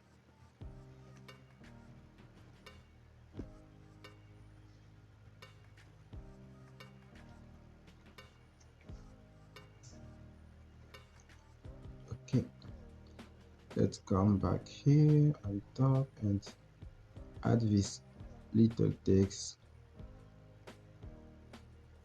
with class here, and here let's add a text red to be red. with padding, remove with padding, remove the text white, remove the rounded, remove the shadow, leave only the text right. And let's say that the text is major. Let's refresh, add a matricle, and let's say that the student want to pay 500. I think I missed something. Let me check before test. Let's see that by default the error is false. And for the error, if the error exists, we will disable, and if not exist, we will make nothing. Okay, let's test now.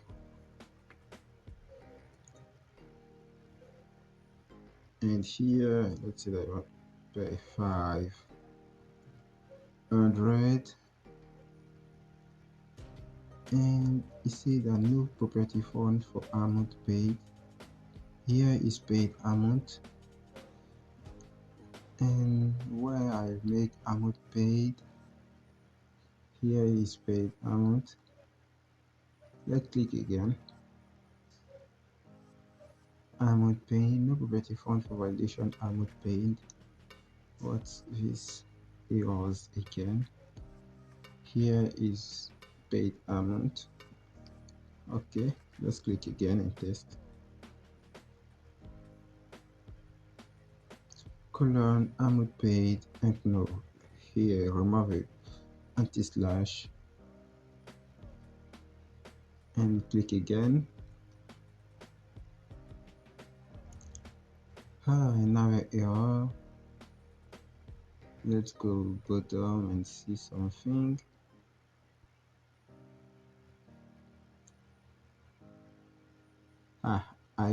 I forget to get her registration ID. So let's say that the registration ID is here is equal to LQ and gateway ID. This time, don't give me an error, please work well. Okay, let's refresh. Add a matricle. And let's say that you want to pay 500. And let's go back. Why I it 2 times? Maybe error. Let's redirect to a route and see what we want, what we will get. Let's redirect it to a dashboard route.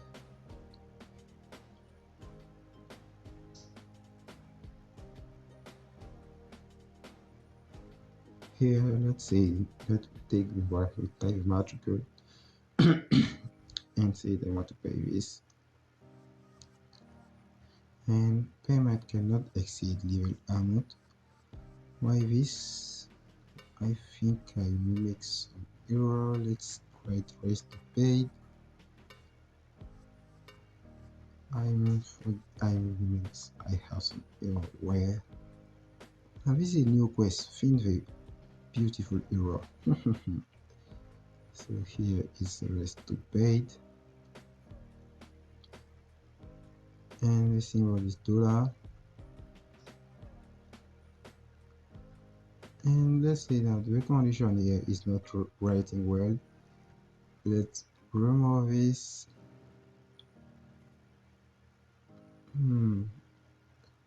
So if payment amount, the payment amount you have not the right to be higher than the rest to pay. Okay, let's test now. And how many students want to pay? Let's say 500. And if we click on confirm, we are redirected to the dashboard.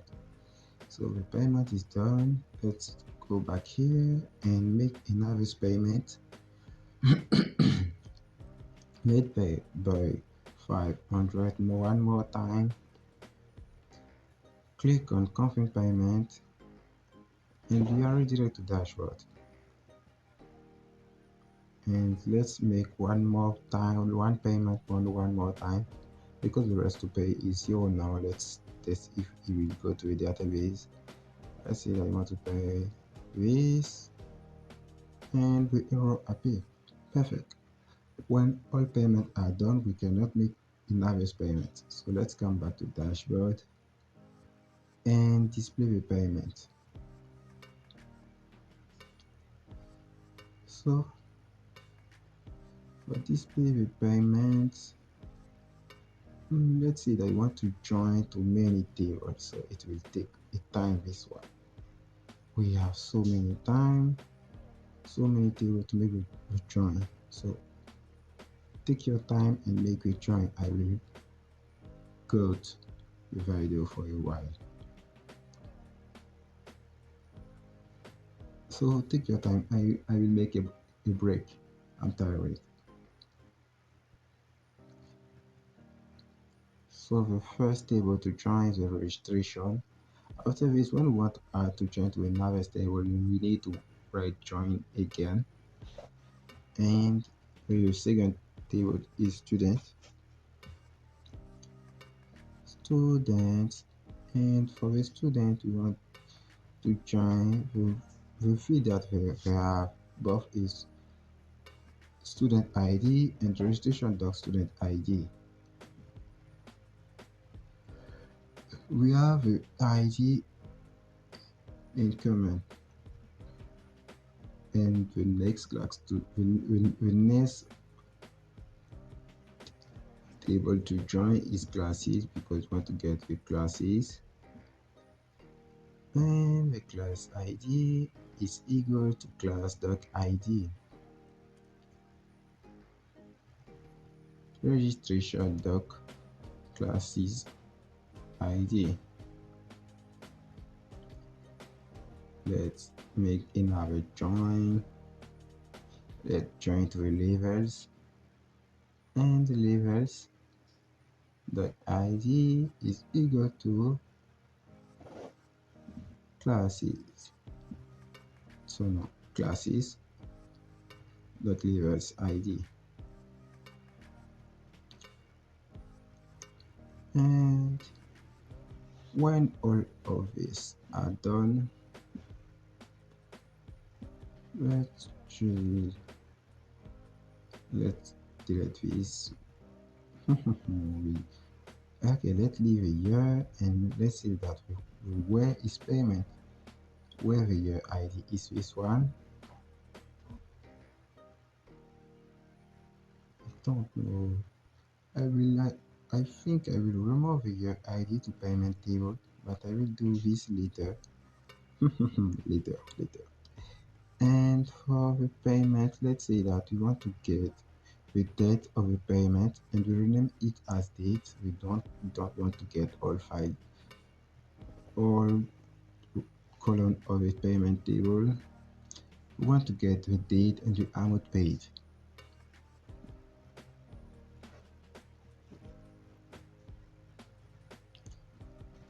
And for the payment, we get the date and the amount paid. Who will be the next one? Let's see that for the student, we want to get the name, the last name, the matricle. Let's see, for the student, we want to get all data. And the classes, we want to get only the label, and we will even rename it as class room. Same thing for the label, we want to get only the label, and we rename it as level.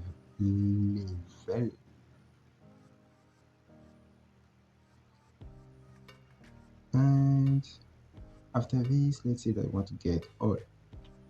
So no, we already read the get method here. Okay, and here let's send everyone to a line to make it clean to see. Join. Wow, first time to make a long video, it take me so much energy. And go to the line too.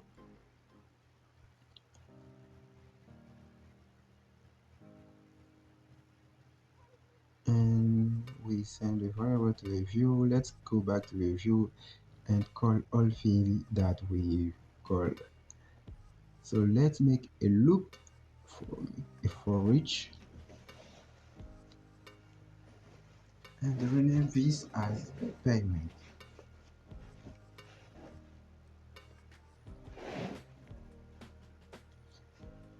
and pass this here.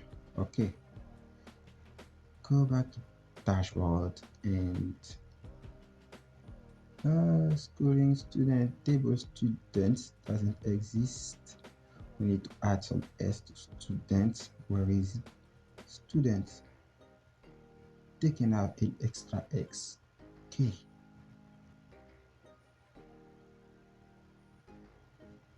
and colon class is labeled. Here is class is not class. We miss some s again. Refresh. No error. Ah, payment registration ID. Where are you? Here we need some s again. Refresh. Registration class ID. Let's see, class ID. We need to add some e. Where are you? Some e here. I think all is good now, right? So let's go and refresh our app. One error again. Oh, and class for rejoin. When you join the class and you leave it, well, here, add some s again, please. It ends, please. Okay, and now we get the 5 payment that we done. Let's go back to the dashboard view and get the payment right now. So here we got the ID of the payment. In first place is the ID. Let's duplicate the date. You will be the date, and you will be the matricle of a student.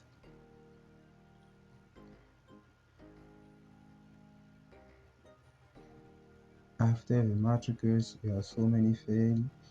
Let's continue, and we will correct, we will fix all error later. And here, let's say we have the last name, we have some concatenation, and we want to call the first name after the last name.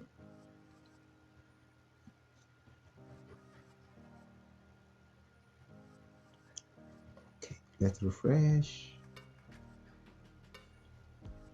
Why you have some 1 1 1 1 1 everywhere? Why?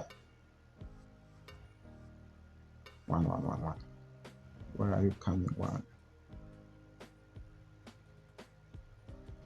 Oh, we have 1 here. I found 1. I found 1 1. And let's call the ID here.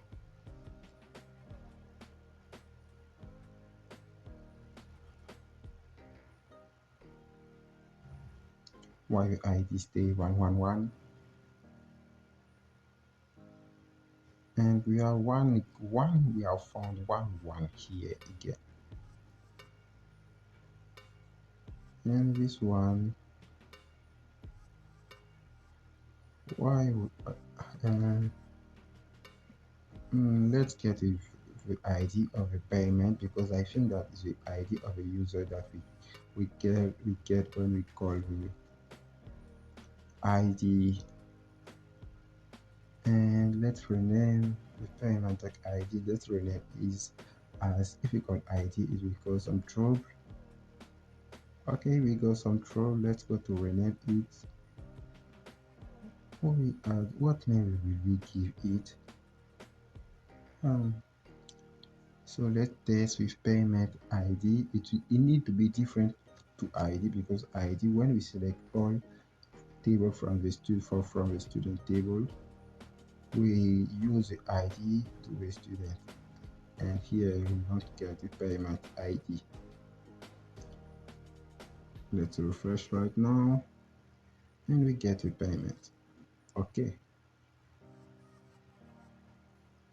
and this one I will delete you, sorry.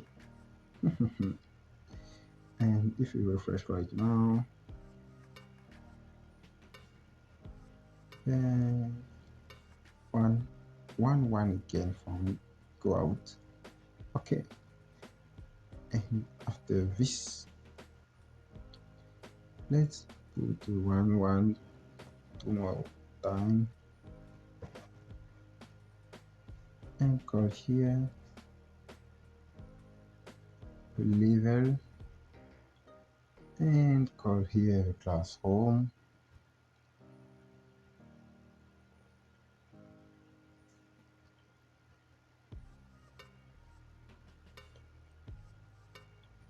and here let's say that you want to get the amount that the student paid. So amount paid, and refresh. Okay, good, good, good, good job. And let's add some error. Here is not student ID. Let's remove this by class home. Here is level.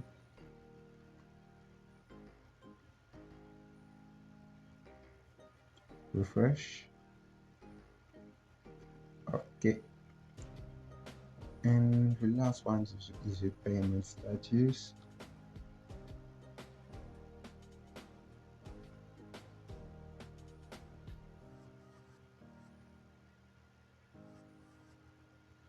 And for the status, we always have a confirmed status. Let's add some design without make some condition. I don't really think that we need the condition here. If we make the payment from an API, we can make some condition to check if the payment has been done successfully or cancelled or get some error. Let's write this and refresh, and the payment is confirmed. Okay. Okay, I think we end with this crash course. Oh, it's taking some time. And let's say that I want to get the school year here.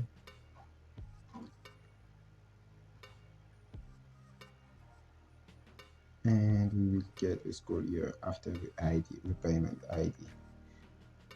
Let's say that we will get a field that we will call school year, and we need to join to this table in the dashboard.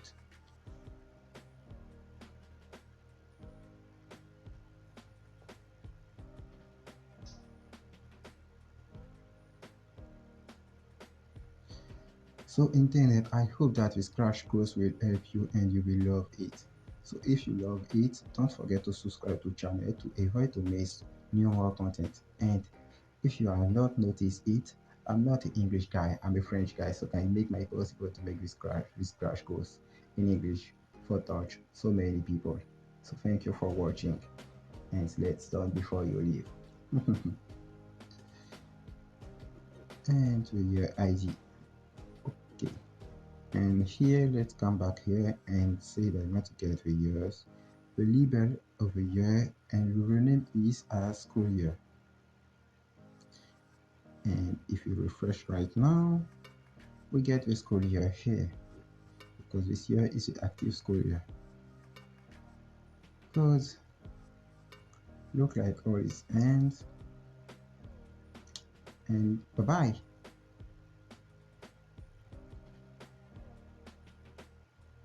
Now you can make something here to a student and make it as you want.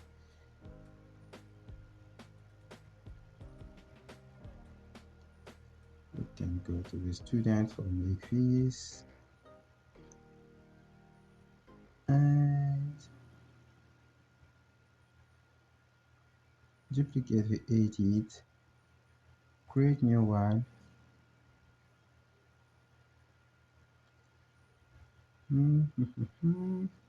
Let's see that here we get the history, and but we will use it in the premium course on my on my website. By clicking this, we will get the student use history.